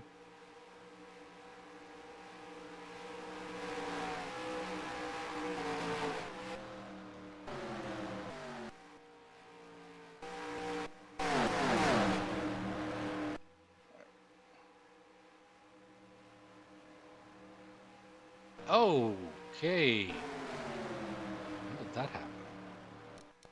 I mean, it's too late now. I didn't see it, but we can go back and find it here.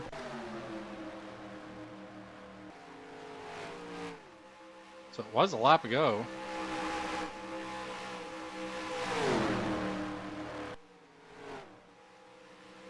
Let me throw it. I'm going to see where it was on track.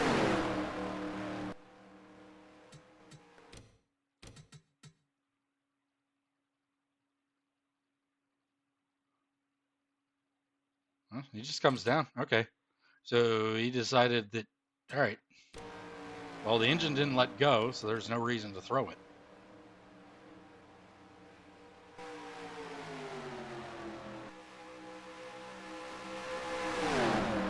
So we do have a new leader. I don't know how I figured that one out, but managed to click right to him. It's Michael Waltrip.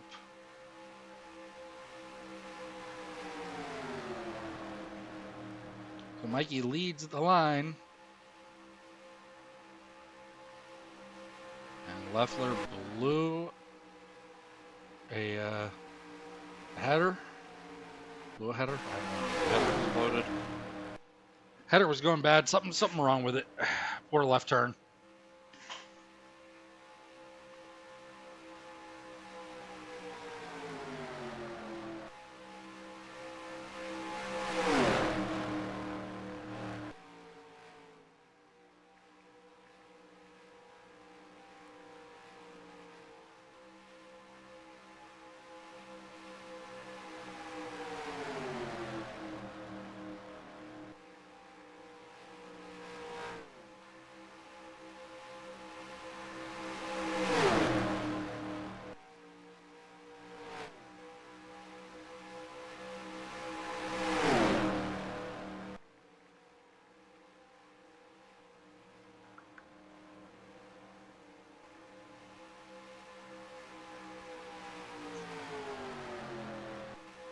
So Mikey, being the current Pied Piper, certainly getting that ride at DEI. This is, of course, his first race at DEI in the number 15 Napa car. And he is now your leader here at the Daytona Superspeedway. 91 to go.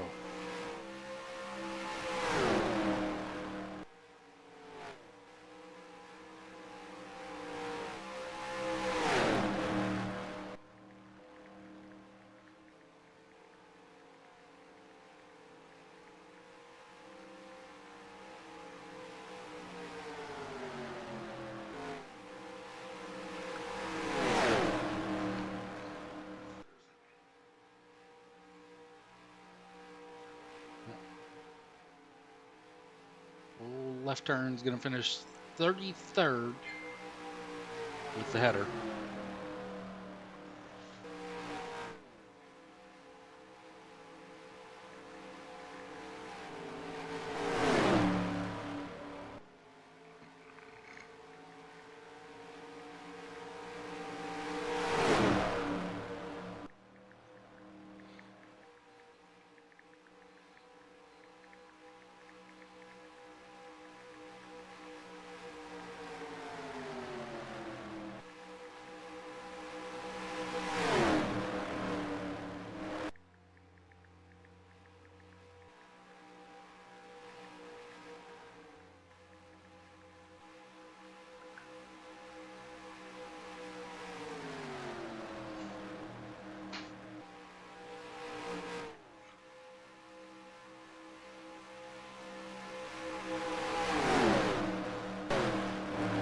Field here a little bit. Saddened to see Leffler out of this. He was putting on a great show for the young guns, and at this point, your rookie of the race is going to end up being Kevin Harvick. I don't know how it could be anybody else, but as of right now, the battle for the lead heats up. Mikey's led for the last few, but he's not going to lead this time. Bill Elliott to the front.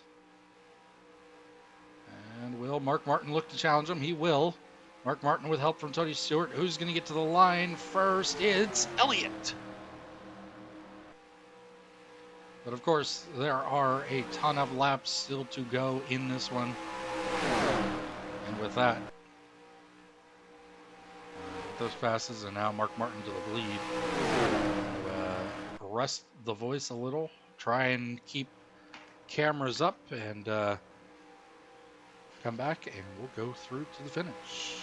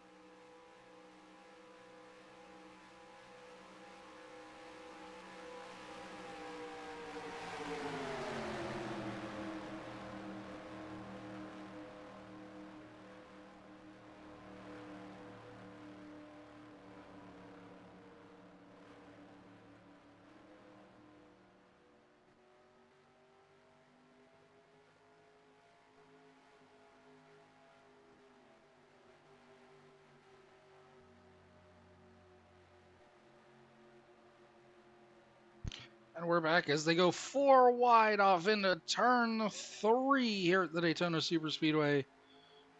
Johnny Benson leaning down on Mark Martin, but they're going to survive yet again. And the pack continues on. That could have been very brutal. We had a small one early. There was definitely enough cars involved in it, but I wouldn't really call it the big one. We haven't really seen the big one, and there's only about 80 laps to go now. So we'll have to wait and see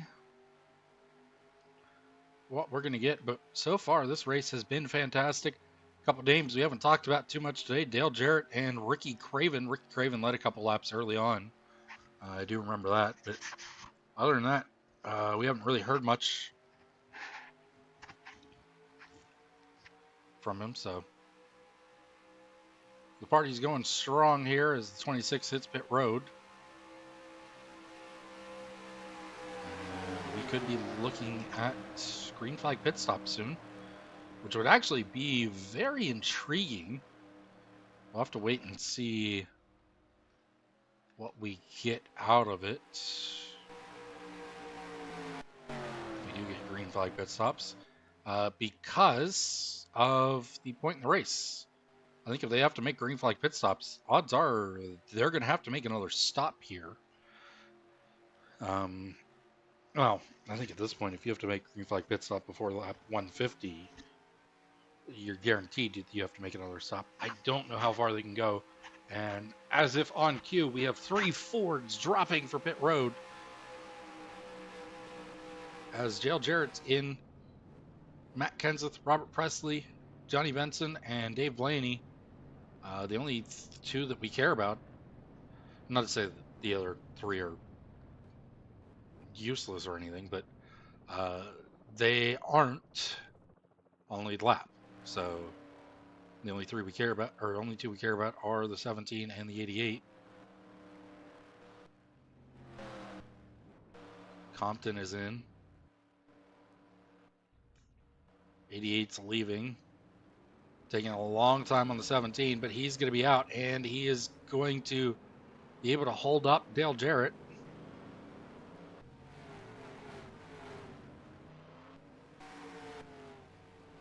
And here comes the other leaders.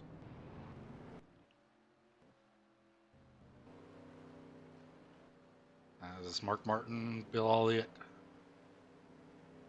Tony Stewart, and company stay out.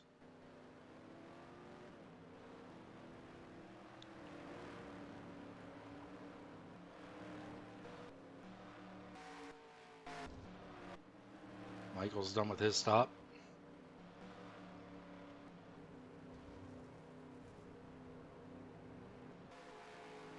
And here come the rest of them. Bill Elliott, Tony Stewart, Mark Martin, Ricky Craven, and John Andretti. John Andretti making up a ton of time getting onto pit road.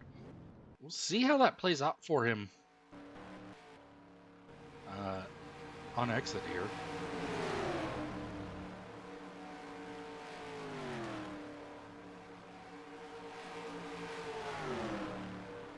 Bill came in as the leader.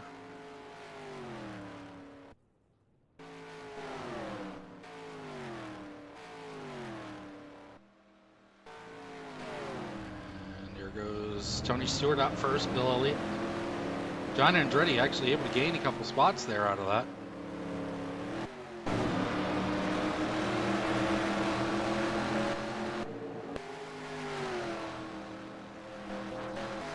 Will Bill maintain the lead?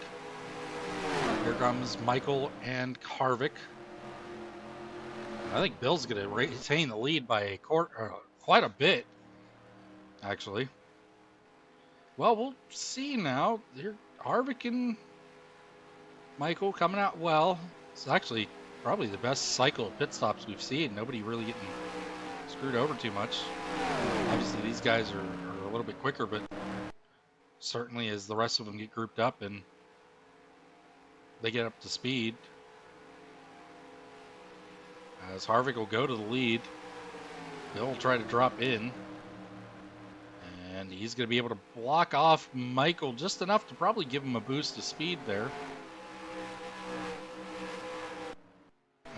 I think for the most part, the lead pack is going to get grouped back up together because of this, especially with Steve Park there getting a couple of these guys stuck behind him. That's going to help immensely as the pack's going to get grouped right back up. Sean turning through as well. What will the Fords do is they're going to get held up by Steve Park.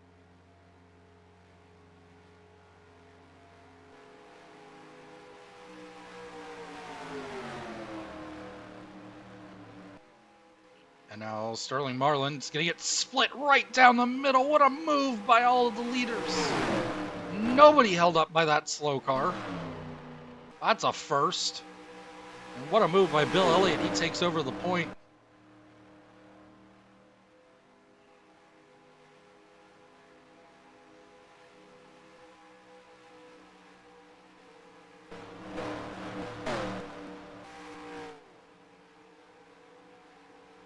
And the 7 has retired from this race.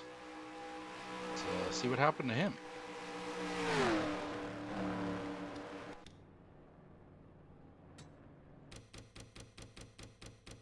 Looks like he just pulled down pit road and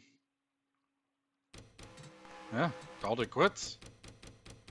All right, so I'm not sure what was wrong with that car.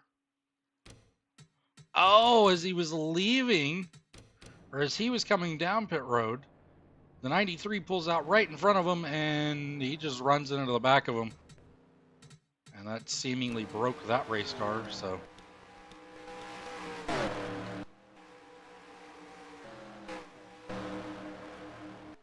Nothing to be done there.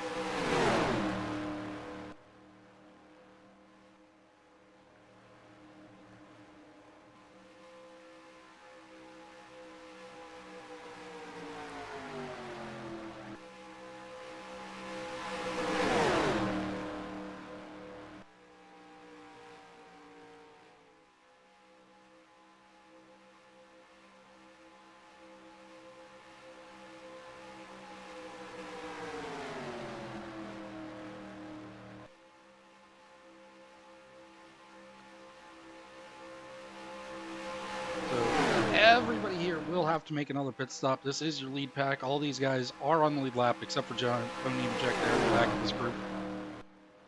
We are down to just 31 cars still running. Jeff Gordon 7 laps down, but still out there. And only 13 cars on the lead lap. Buckshot Jones being one of them. Right, Buckshot Jones. I honestly forgot he was even still on the racetrack.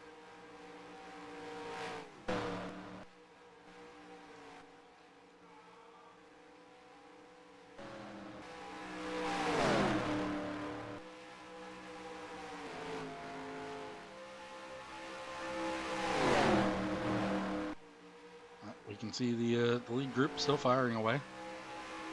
There goes Bobby Labonte.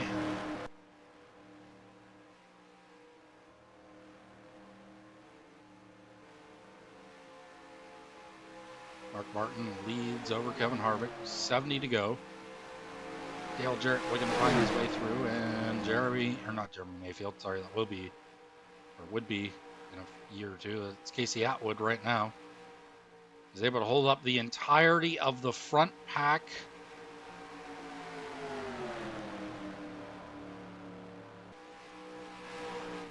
And they're going to slowly make their way around him.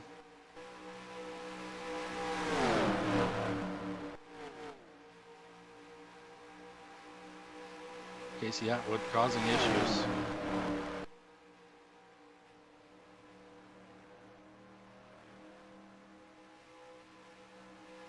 Dale Jarrett, who gets away with the lead.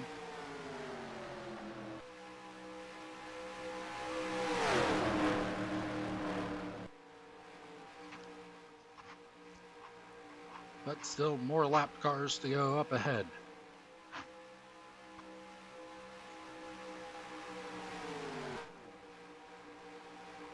They're catching the likes of Ricky Rudd, Kevin LePage, Jeff Gordon, and Ron Hornaday Jr.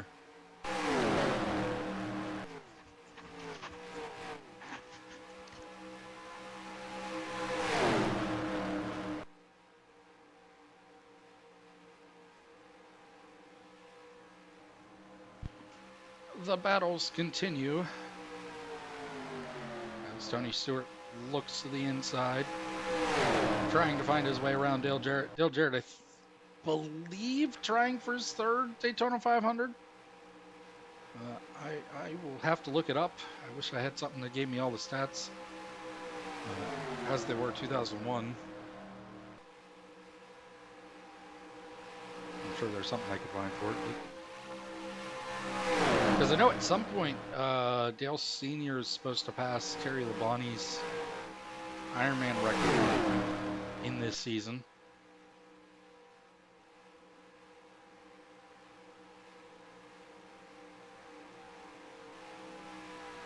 Harvick continues to lead. Harvick being the shining race. He's been everything that that RCR has touted him to be, and then some, as he's now going to fire away a little bit. So he gets around Jeff with ease and now finds his way around Ricky Rudd.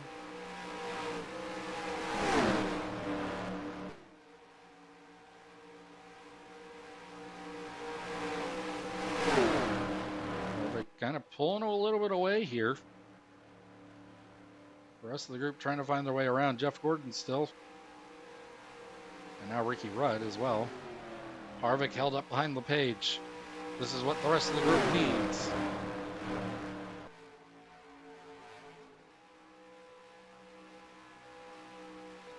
What could have been disastrous behind Jeff Gordon in his slow car is helped by Kevin LePage's semi-slow car.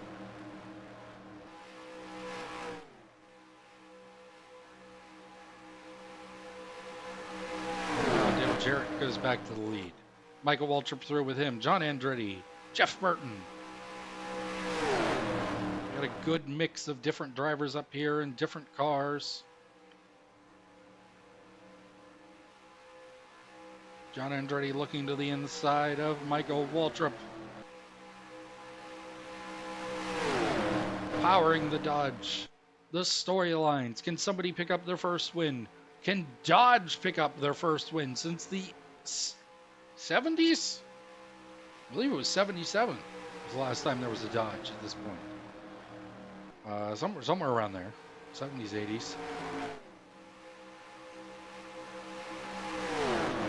Does Dale Jarrett pick up his second? Does Tony Stewart find his first? Does kid Kevin Harvick have a win in his first time out? As we know, worked out pretty well at Atlanta in real life, his first race of his career.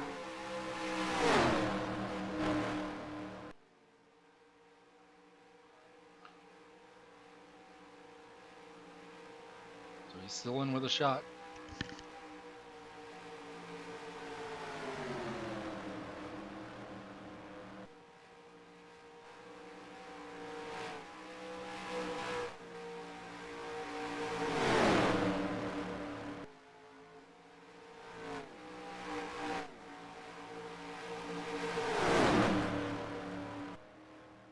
Now the whole field hung up behind Sterling Marlin and Steve Park.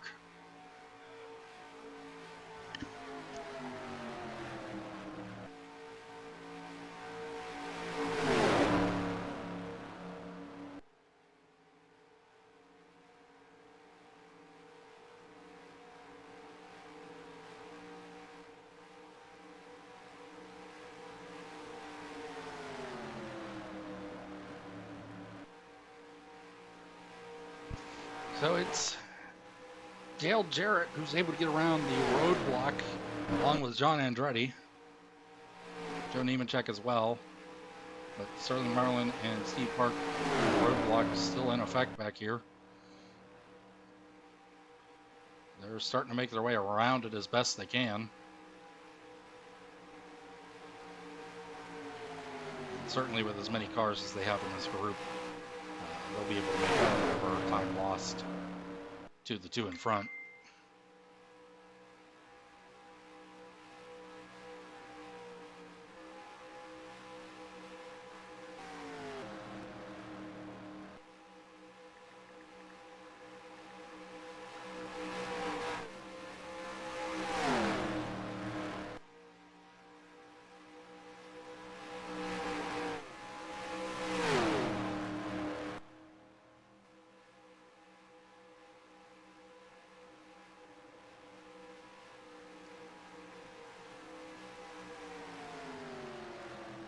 It's Dale Jarrett out far, well, not far in front, but a little bit out in front.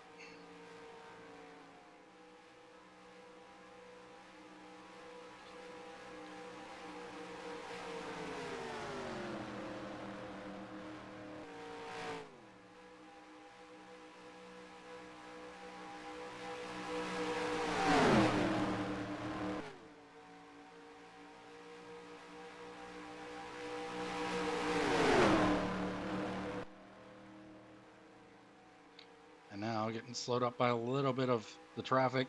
Now John Andretti looks to the inside of Dale Jarrett. Can he get there? No, he can't. They'll continue nose to tail. The two of them far out in front of anybody else. Bill Elliott third, 2 seconds back. You can see the group back there. They are closing, but not immensely. Buckshot Jones about to go a lap down. That'll leave us with 12 on the lead lap. Stacey Compton will be the last one to go lap down. He's not far out in front, but far enough. Oh, and somebody's blowing up. I think it's Mark. Ah, crap. Hold on.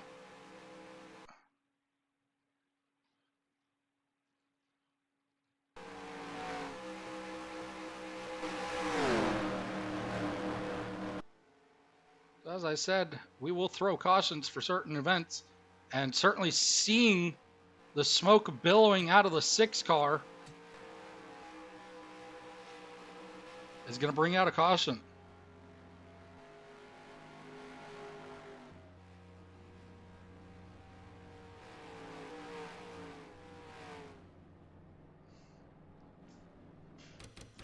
So let's go back. Let's see when it happened. We know what happened, obviously. Let's right on board. Let's hear what that sounded like.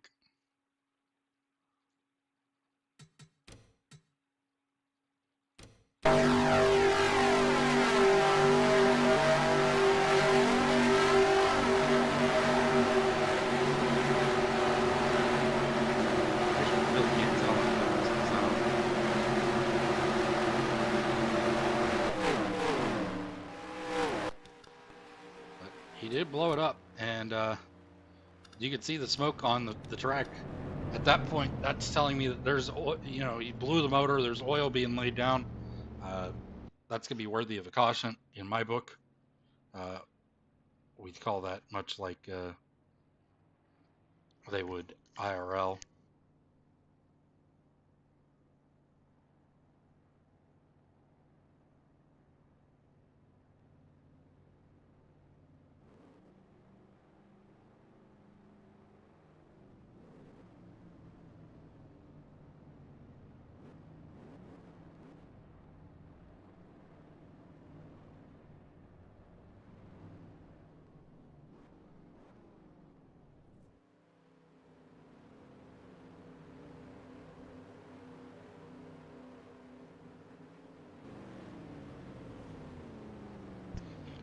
So, caution flag pit stops. We'll see how this plays out for everybody. And it's Ward Burton, first off of pit road, although he doesn't matter in the grand scheme of things. So it will be Dale Jarrett retaining But you can kind of see one of the cars that's struggling here is pit crew not getting him a good time. Is Kevin Harvick there? Certainly is not Harvick would have liked to see. Will Button out in front. And yep, the 6 engine gone.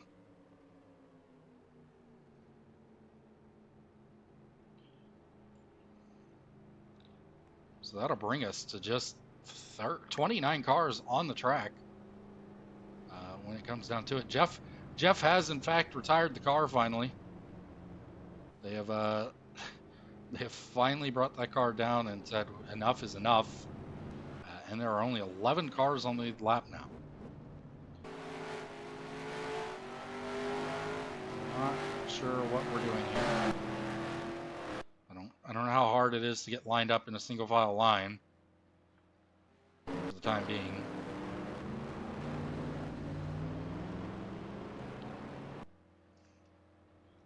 Especially with so few cars remaining in this race.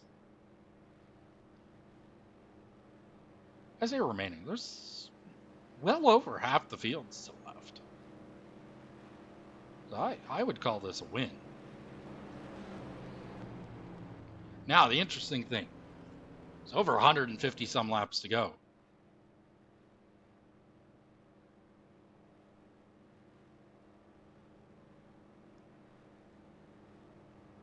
Or sorry, not 150. There's over 50 some to go.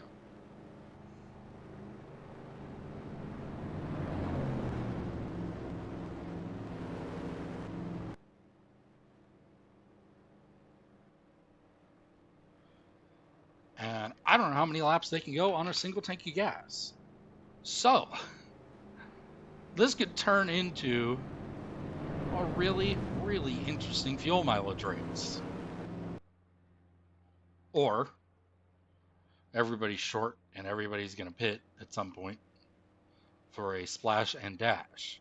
And that could be a critical moment in and of itself because of the way that work's getting in and on pit road and everything else. So we'll have to see. The inside line is about to be longer than the outside line. I can 100% guarantee that. As the Pontiac pace car leads him around. Good to see Pontiac. We miss you.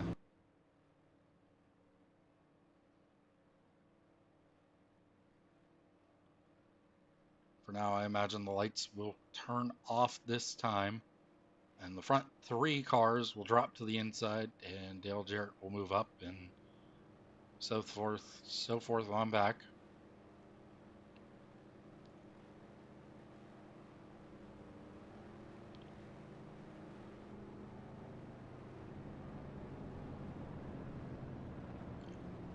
And there they go to the inside. Dale Jarrett moves up. Tony. Oh. I'm sorry, Buckshot's on the lead lap.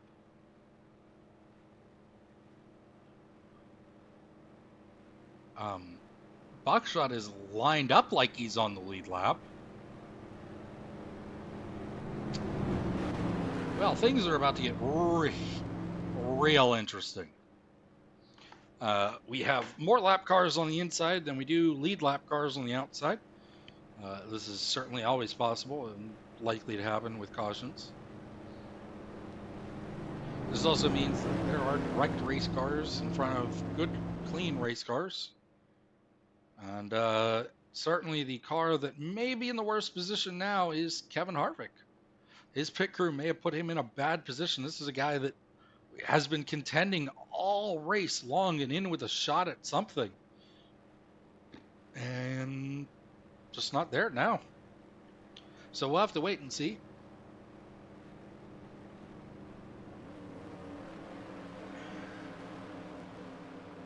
But it is Dale Jarrett, your leader, and he will lead us back to the green flag here.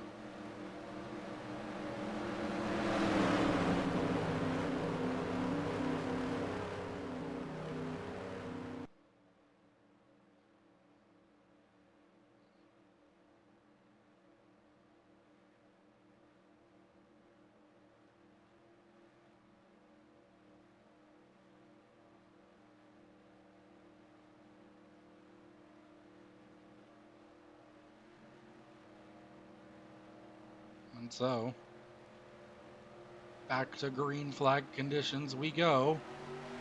Dale Jarrett on the loud pedal, and away we are. How's this going to work out? As it's still showing, I'm pretty sure Buckshot down a lap. But for whatever reason, he lined up on the outside like he was on the lap. I am completely confused as to what Buckshot is doing. But he's up here.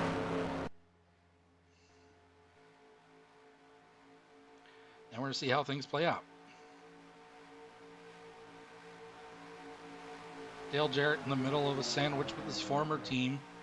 The Joe Gibbs Racing Pontiacs surrounding him menacingly.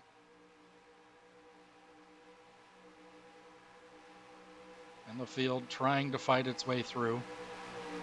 Tony and Dale Jarrett pulling away a little bit. As I suspected, Buckshot is not on the lead lap.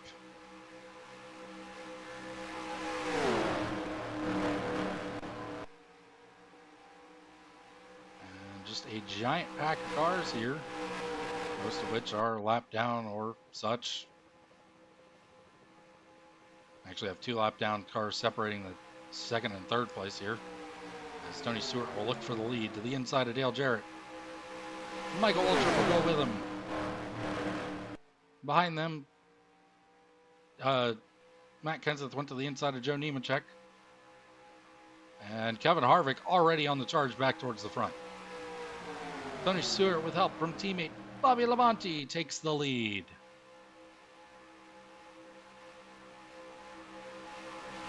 Harvick back to the front already. He's now back up to 5th. So you weren't going to hold him down.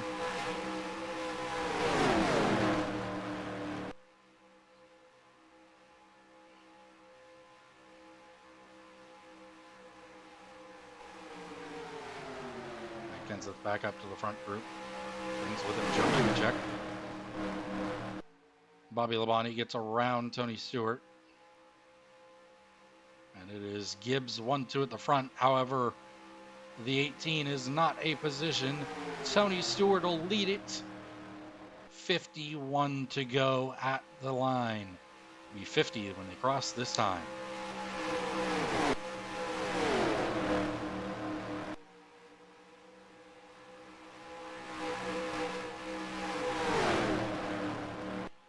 And our 20 to go will be sponsored by local sponsors. I think, I don't know. We'll figure it out when I get to it. I'll probably just come up with something on the spot. We'll probably be Florida related, just because we're at Daytona. But either way, here we go. Tony Stewart at the inside of Dale Jarrett. This would be the battle for the win. Dale Jarrett would hold it narrowly at the line. 50 to go. And again, the looming question is who can make it on fuel?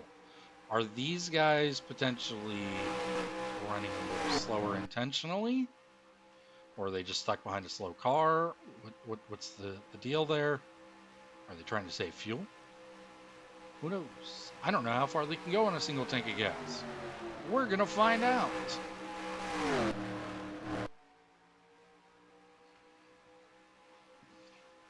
My math says it's not 50 laps. And, you know, I was quick to say that Kevin Harvick would be in a bad spot and could write him out of this one. But he overcomes his pit crew's slow pit stop, and he takes over the lead from Tony Stewart here.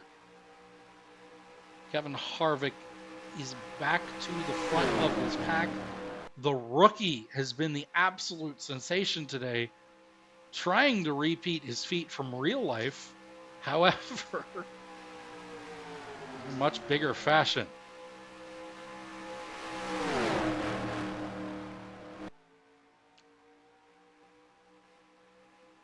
To win your first race at Atlanta, coming off the passing of one of the greatest drivers of all time in what used to be his car, is one hell of a moment. To win your first race at the Daytona 500 in your first ever career Cup start that's a whole different story.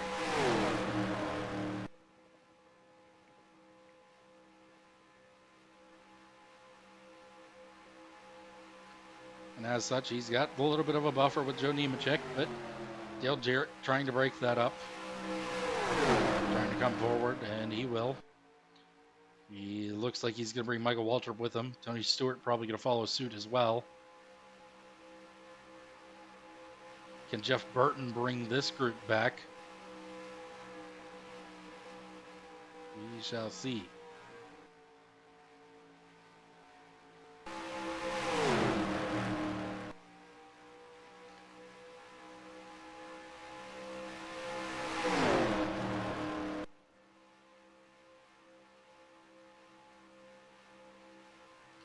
Nemechek looks to the inside of Dale Jarrett. Wisely backs out of it.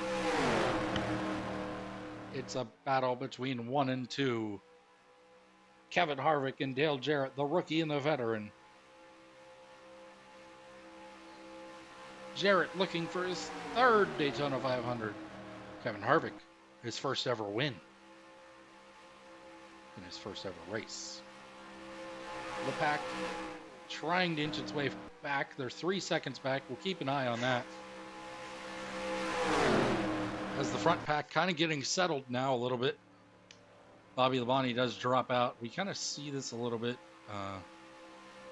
But it looks like they're kind of single filing out. As I say that, Dale Jarrett drops to the inside of Kevin Harvick. He's had enough of riding behind Harvick. And he'll go to the point.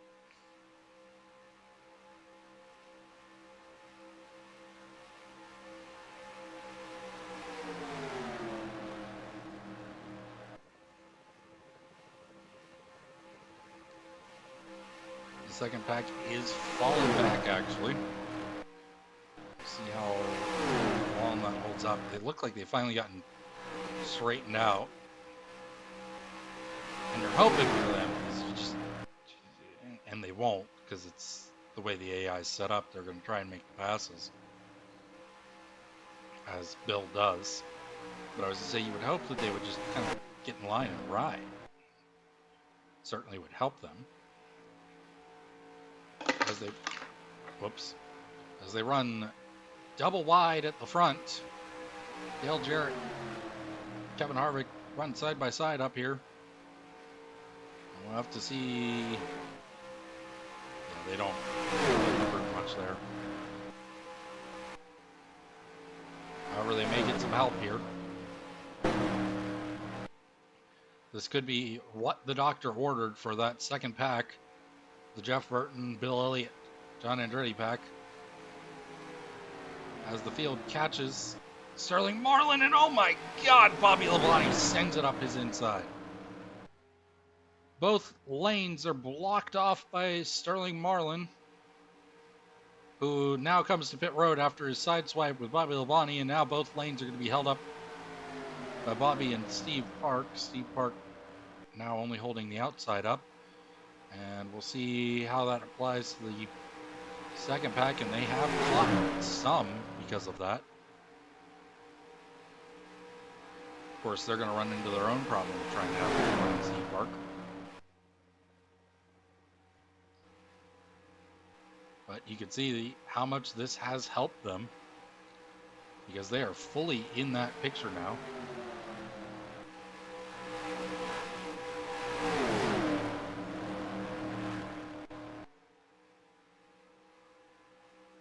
Jeff Burton going to look to go around Steve Park. And he's the only one that's going to be able to do so. The rest are going to get held up, and that's going to hurt them. Jeff Burton going to rejoin the front. So we're going to add another car to this. However, right now, breakaway is lap cars, and then Michael Waltrip and Matt Kenseth.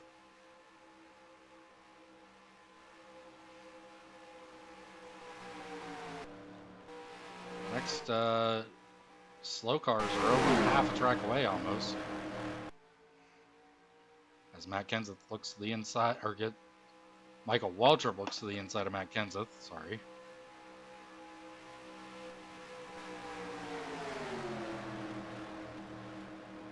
Kevin Harvick back up to the front.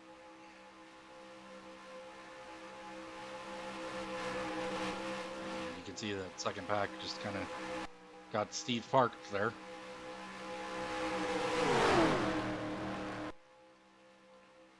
But the pack is back together. And now Jeff Burton in with a shot at this again. But it's once again Michael Waltrip and Matt Kenseth out front. Kenseth to the inside of Waltrip, pays him back. Buckshot Jones going to follow through and fill the gap.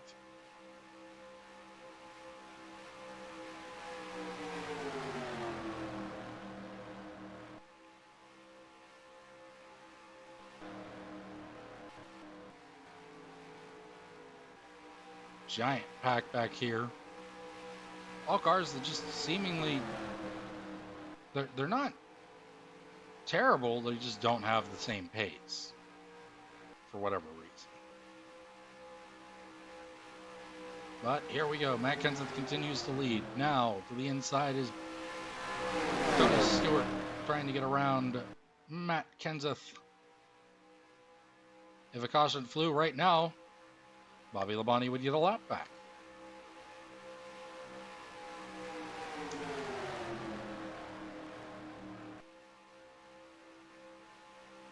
The 40 car has since retired it. I guess that's great. Bobby Labonte was enough for him. He claimed he's done there. So 28 cars remain on the racing surface.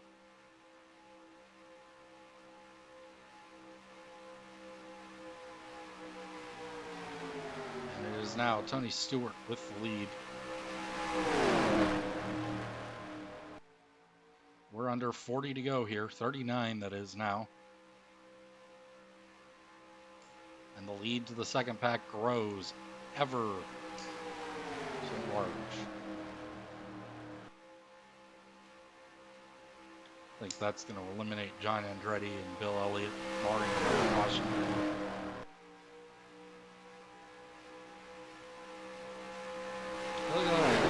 No, we do not do debris cautions. We will do engine failures and spins if it doesn't throw it, and slow cars, immensely slow cars, like we did with whoever it was that was doing 140 miles an hour. That was unacceptable speed.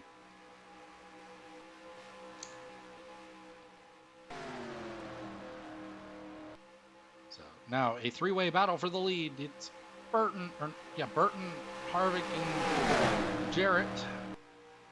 Michael Waltrip throwing his name into it. Kenseth still there. It's a handful of lap cars in with the leaders. And you can't blame them if something were to happen. Some of them may get a lap back because of it. Because of the way they're running. Obviously, there is no wave arounds, no lucky dogs.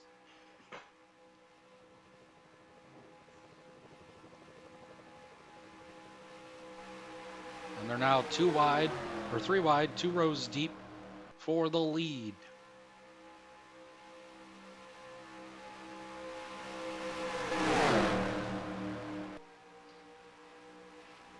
And it's Dale Jarrett who prevails for a second, but it's Matt Kenseth on the inside. 2 Roush cars, 1 Robert Yates car, 1 Joe Gibbs Racing, 1 DEI, and 1 RCR. So basically, the 2 Chevys are in an alliance. There is also the second JGR car leading this group, as well as another RCR prepared car, and the random Dodge. That is your lead group. We'll see how it plays out. As we inch ever closer, I am going to take one final break. This will be the final one. I think we'll look to do that this season when we call the races. We'll give a handful of breaks throughout the race. It's just me calling it, so unless I get somebody to call it with me, which I would love to have, just going to have just me. So either way, you give it that quick break, and Tony Stewart will lead him to the line. Michael Waltrip to his inside.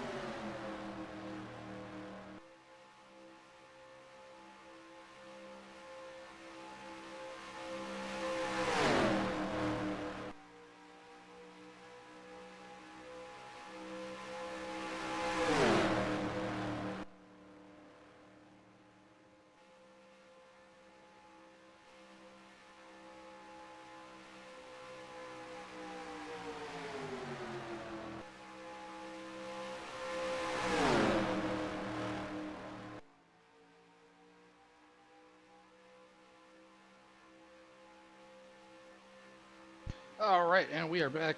We did go back and look at it because I did personally miss it, but the Michael Waltrip incident, as we will refer to it, no caution.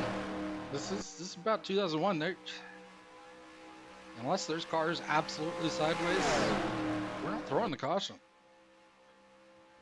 Game didn't throw it. We're not throwing it there on that one.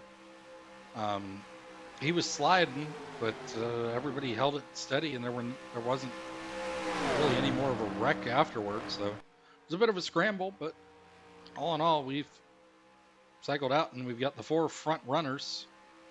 Now Jeff Burton, Tony Stewart, Kevin Harvick leading the way in his first ever Daytona 500, his first ever Cup race. And here he is leading the charge. At number 30 American online, the AOL Chevrolet Monte Carlo leading the charge. Can he bring it home first? In fact, the entire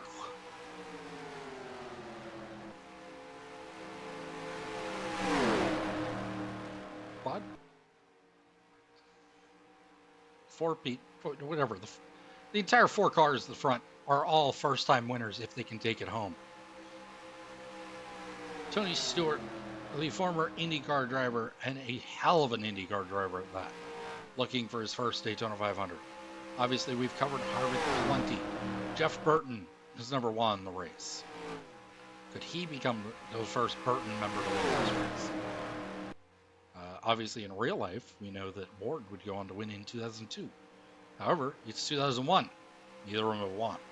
And Matt Kenseth, the Rookie of the Year, last year, 99, one of the 2 years, Rookie of the Year, beat out Dale Jr., an eventual series champion in real life. We'll have to wait and see what happens in 2003 with the Dale Sr. around and how much things change, but nonetheless, here we go. Harvick close to the inside of Ward Burton. And he's kind of held up there a little bit, but he's able to get around.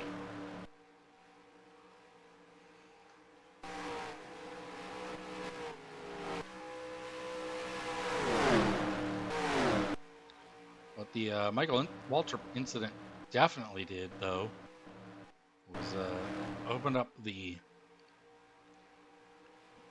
gap to 5th place, and then also back to that second group.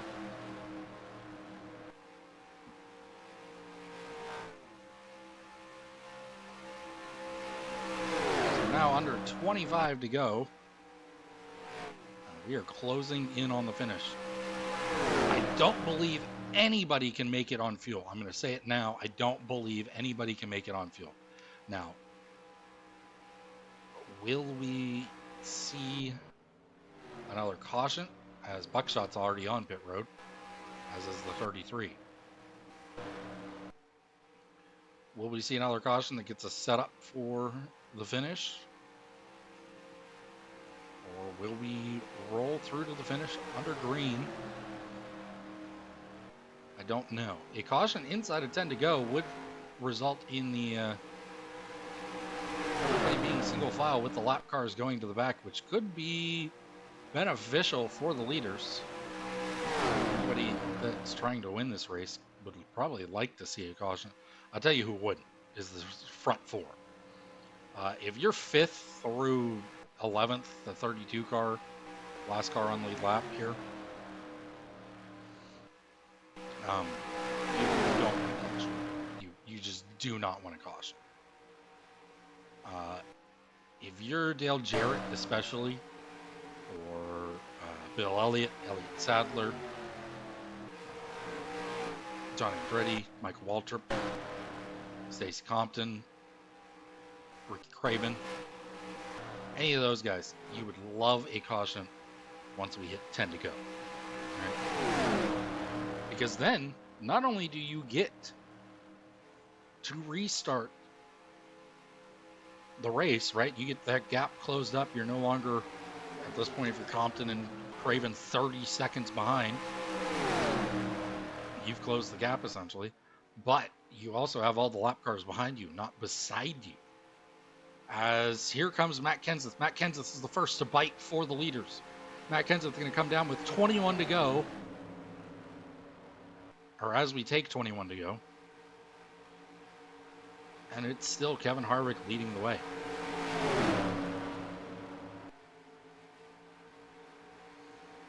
And I don't know if they're just trying to play the sacrificial lamb for Kevin Harvick and hold him out in front of them for as long as they can, make him burn as much fuel as they can, or if just nobody has anything for that AOL Monte Carlo.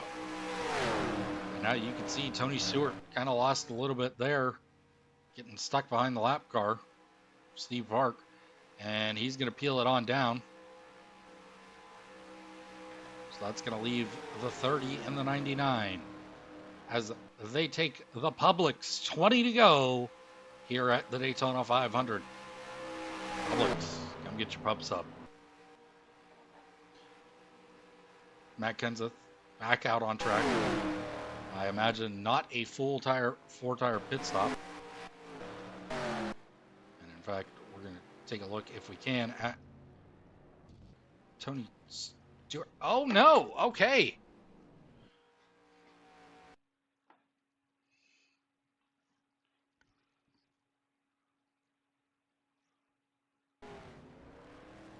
So once again,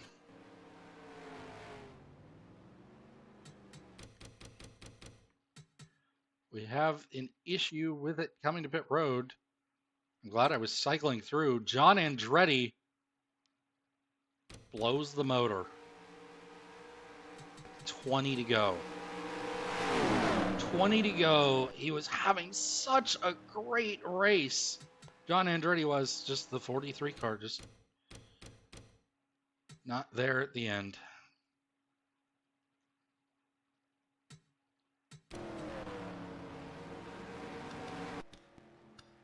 So this, of course, now going to produce an interesting moment. Does their gearbox, but obviously, so it seems like he had a gearbox failure, but that car was smoking. So something had to be leaking or something on the track is what I went with that view. So that being said, there is only 7 cars still in the lap. So because the way that it played out with Compton, Michael Waltrip, and Elliott Sadler on pit road, you only had those handful that made it out in time. And what will now be interesting, so I'm not sure what old Awesome Bill from Dawsonville's up to. I guess technically he was supposed to be in front of them. I don't know. We'll have to wait and see. I think that's exactly what it was. He was supposed to be in front of them, is what it would appear to me as.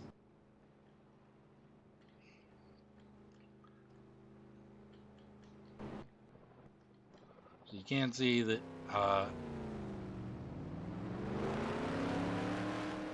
Kevin Harvick and Dale Jarrett had not made it to pit road yet. Neither had Ricky Craven back here. So we're down to just 7 left at this point. After that, it was just unfortunate timing on that. And we'll see how many people get thrown into the outside line, because again, unfortunate timing. And whoever's technically on the lead lap, right? Any car that's in front of the leader currently is technically on the lead lap. So imagine potentially the 92, just the 92 and 21 should come out in front. They may stay up there. I don't know. This is unfortunate timing, because I had been talking about if we got it with 10 to go, and we didn't. We got it with just under the Publix 20 to go. Publix, go get your pups up. Actually, it's where shopping is a pleasure is their actual motto, but you know. I like the fun of go get your pups up.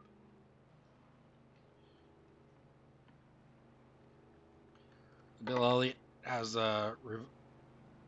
reported back to the tail of the field, I guess.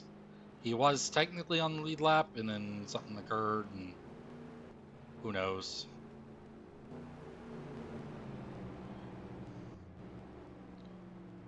As the field comes around, we're still under caution.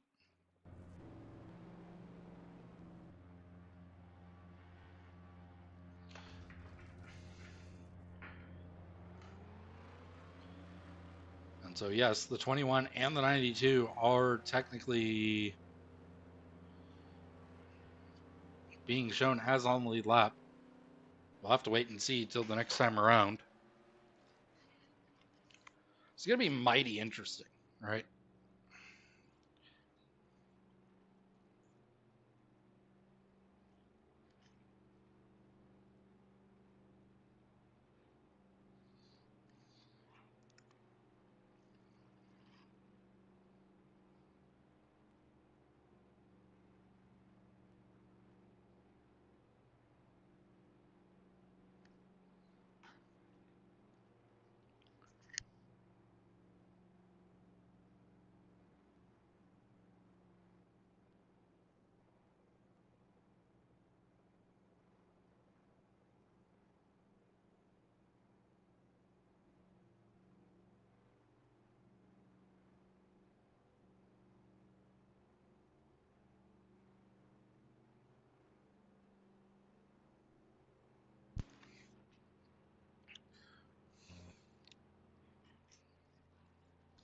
So as we come back around here and you can see Benson looks like he's going to be pitting.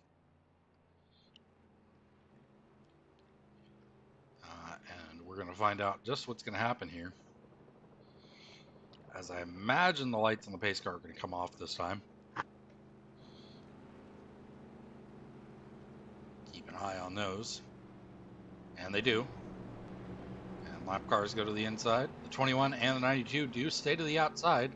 They do give Michael Waltrip the outside as well. So there are 10 cars in the outside lane. However, only 9 of them are on the lead lap. It's a Buckshot Jones situation again.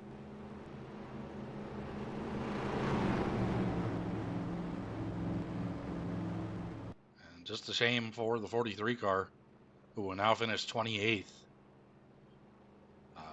Just 20 laps from the finish. Man.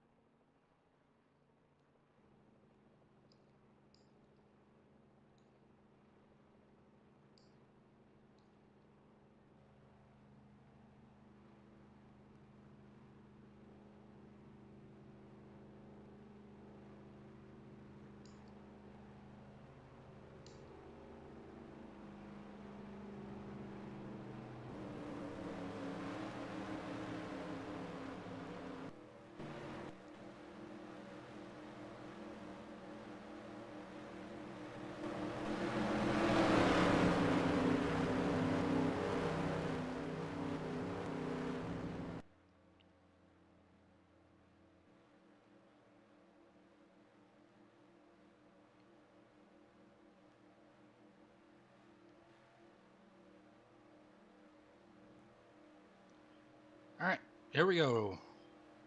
We're going to take the green with 15 laps to go. Who's going to be able to cycle through out of the front group? Elliott Seiler will lead them back to the green flag, but he is not your leader. Mind you, the 4 cars that are in front of the 99 are all technically getting a lap back at the moment, as Jeff Burton is your leader. We head off into turn 1. 15 more times around the 2.5 mile super speedway. And the question now is, what's going to happen? Who's going to go where? Who's going to get what runs? Who's going to win the race? Jeff Burton with the lead currently. They're 4 wide behind him. Everybody's scrambling to get around the wrecked race cars as best they can, knowing this is their chance. Buckshot Jones to the inside of the 66, trying to lead Harvick through to give him his shot. Jeff Burton holds the lead. Just in front of these guys.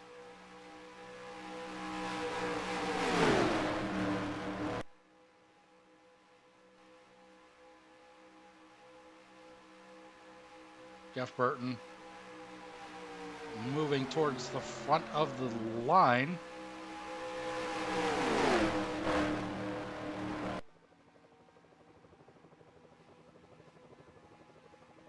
If you're a fan of Bill Elliott, he's still in this now. Back here with Michael and Kenseth, Craven, all still running in it. But it is Jeff Burton currently in the lead. He's to the outside of Bobby and Buckshot. Behind Buckshot is Kevin Harvick, the rookie sensation. Tony Stewart up here as well. To the inside of Buckshot looks Kevin Harvick. Tony Stewart drops down, looks below Harvick. It's 3 wide for the lead.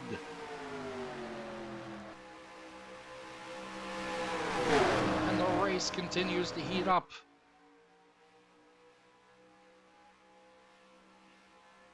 As now Ricky Craven is fully ingrained in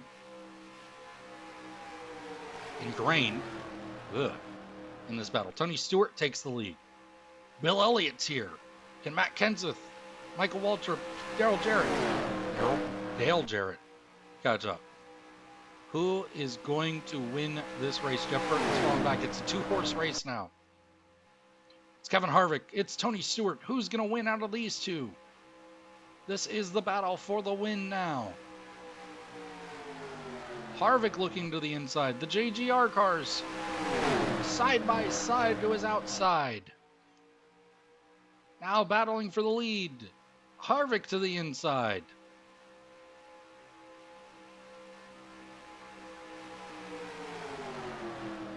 We come to 11 to go in the race. Harvick has the lead. Far from over. The pack not out of this.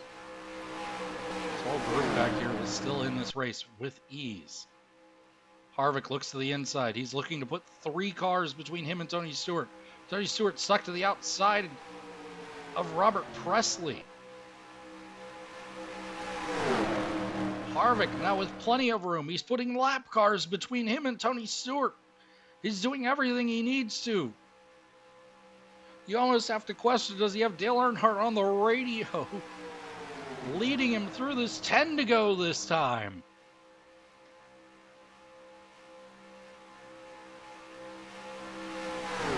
Kevin Harvick 10 laps away from glory in his first ever Cup race.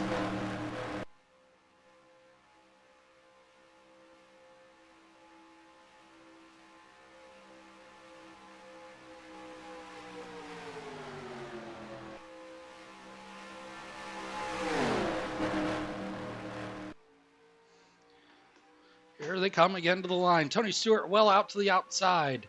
They're 3 wide back there. Jeff Burton gets through to second. Here comes Bill Elliott, Ricky Craven with him. But it's still all Kevin Harvick out front. Dale Jarrett's there. Nowhere to be found is Michael Waltrip. He's well in the back. I think you can kiss goodbye the chances of repeating 2001's winner.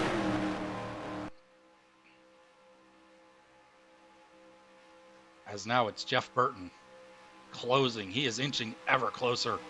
This man has been a rocket ship all day. What does he have in the fight against Kevin Harvick? Does he have anything at all? Tony Stewart and Bill Elliott not giving up. They're still in this. Dale Jarrett there with him. But it's Jeff Burton looking to the inside of Todd Bodine. No, sorry, that's Jimmy Spencer. Similar cars. Teammates. One drives a 66, the other's 26. My bad. It's now nobody separating. The lap gap that Harvick had worked hard to create is gone. It's evaporated. It's now the first 4 cars are all battling for the win. As we come towards the finish, Jeff Burton leading or running second. Kevin Harvick leading the way.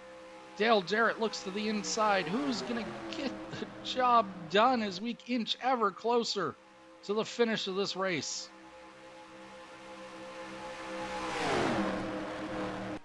Harvick continues to put on the pressure to be the superstar that he's touted to potentially be.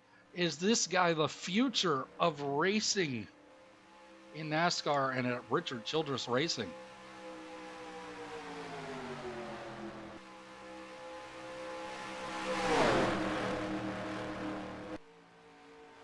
But it is Dale Jarrett now to his inside. Dale Jarrett looking to take the lead. Stacy Compton with him. Dale Jarrett versus Kevin Harvick at the line. It's Jarrett. But there's still 6 to go. This race continues to be far from over. Harvick holding steady on the outside. Help from Tony Stewart. Matt Kenseth with him. The inside is 2 lap cars following behind Dale Jarrett. And the lap cars getting involved. They want their laps back. Bobby Labonte goes to the inside of Compton. Dale Jarrett holds the inside. Kevin Harvick still to the outside. Bobby Labonte now second on the inside lane. This also brings Bill Elliott this far up.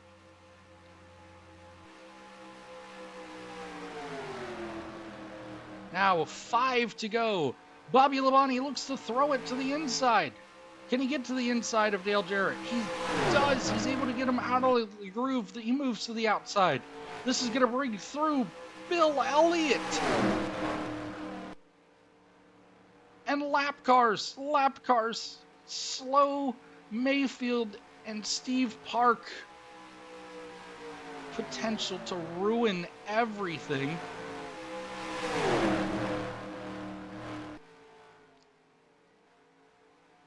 As they come off the corner. Everybody gets out of it. Who's going to get through it the best? It's Bobby. Right now it's Bobby Labonte and Bill Elliott. Bill Elliott with multiple cars now in between him and the rest of the leaders. Bill Elliott with a chance to get his second Daytona 500 win, I believe.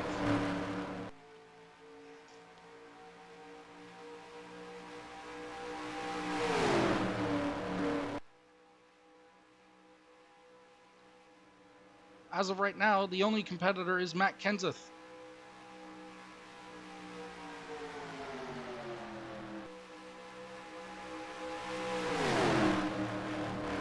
Correction, this would be Bill Elliott's third Daytona 500 win.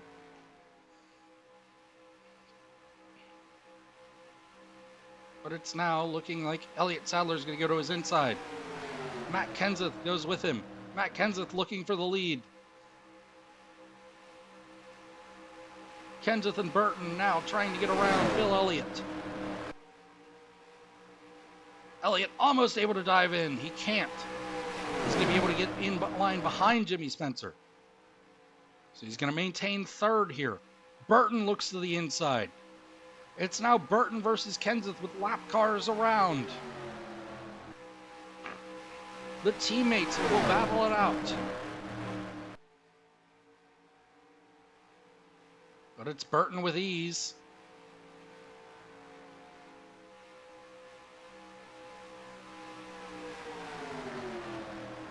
Two to go in the Daytona 500. Jeff Burton leads over Matt Kenseth and Bill Elliott. Tony Stewart third, fourth. Kevin Harvick fifth. Still all in play in this race. And with Ricky Rudd slow in front of them, how will this play into things? Tony Stewart looking for something. Kevin Harvick looking to the inside of Stewart. He's going to find it. Burton going to get held up by Rudd. Everybody held up by Rudd. Ricky Craven looks to the outside. Everybody slow because of Ricky Rudd. White flag is out. And Kevin Harvick now in with the shot. Here we go. Harvick versus Burton. The rookie sensation in with the chance. He's going to have a fight at it. It is going to at least come down to mano a mano. Harvick looks to the inside. Burton makes no move to defend. Is there enough? Does he have the car for it? This car has been a rocket ship all day. Burton falling behind, lagging behind. Harvick takes the lead on the final corner. As they come off of turn 4, the final time, your winner of the 2001 Daytona 500, rookie Kevin Harvick. I guess even when things change, things stay the same. In his first ever Cup race, Kevin Harvick is your Daytona 500 champion. He beat Jeff Burton. He beat Dale Jarrett. It was a hell of a race. He put on a great show. Absolutely well-deserved from all of these drivers. I wish the lap cars didn't have to play as much of a factor as they did. But obviously, when they have the speed and can run up there, there's nothing I could do about it. The ones that I wish really couldn't play as much of a factor were the slow ones that could change the entire course of things. But ultimately, your winner in going to victory lane is Kevin Harvick. So whoever would have guessed that Kevin Harvick would take the very first victory for us? We're going green next time by. All right, I don't know why. Okay. The race is over. But, you know. Oh, that was kind of funny. Steve Park is the last in. All right. So there you go. There's the race standings. Harvick and Burton finished tied heading out of here. So Burton must have got the most laps led bonus point. That is great. So let's actually, I can take a look now. Yep. 39 laps led by Jeff Burton.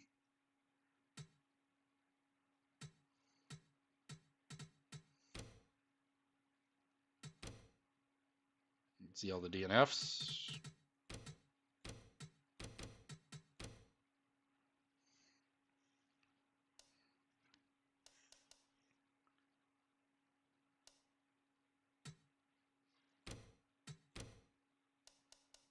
I'm not sure what this one is.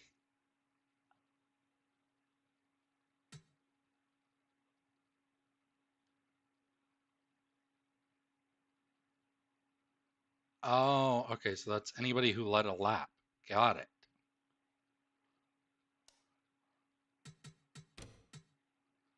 Interesting. So good race, nonetheless. Let's actually take a look. So obviously Burton led the most. Harvick, Jarrett. Oh yeah. Here's a question. I could go back. Yeah. And so there's your results.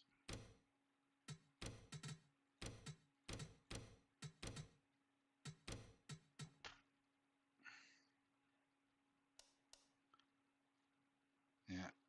Sad for Andretti. Like I said, 21 laps from the finish, man. How's the gearbox go out? Mark Martin, kind of the same thing. They both had great races. Leffler did well and never led the lap. Yeah. All in all, a fun race. And we'll see you next time for whichever race comes next. So until then.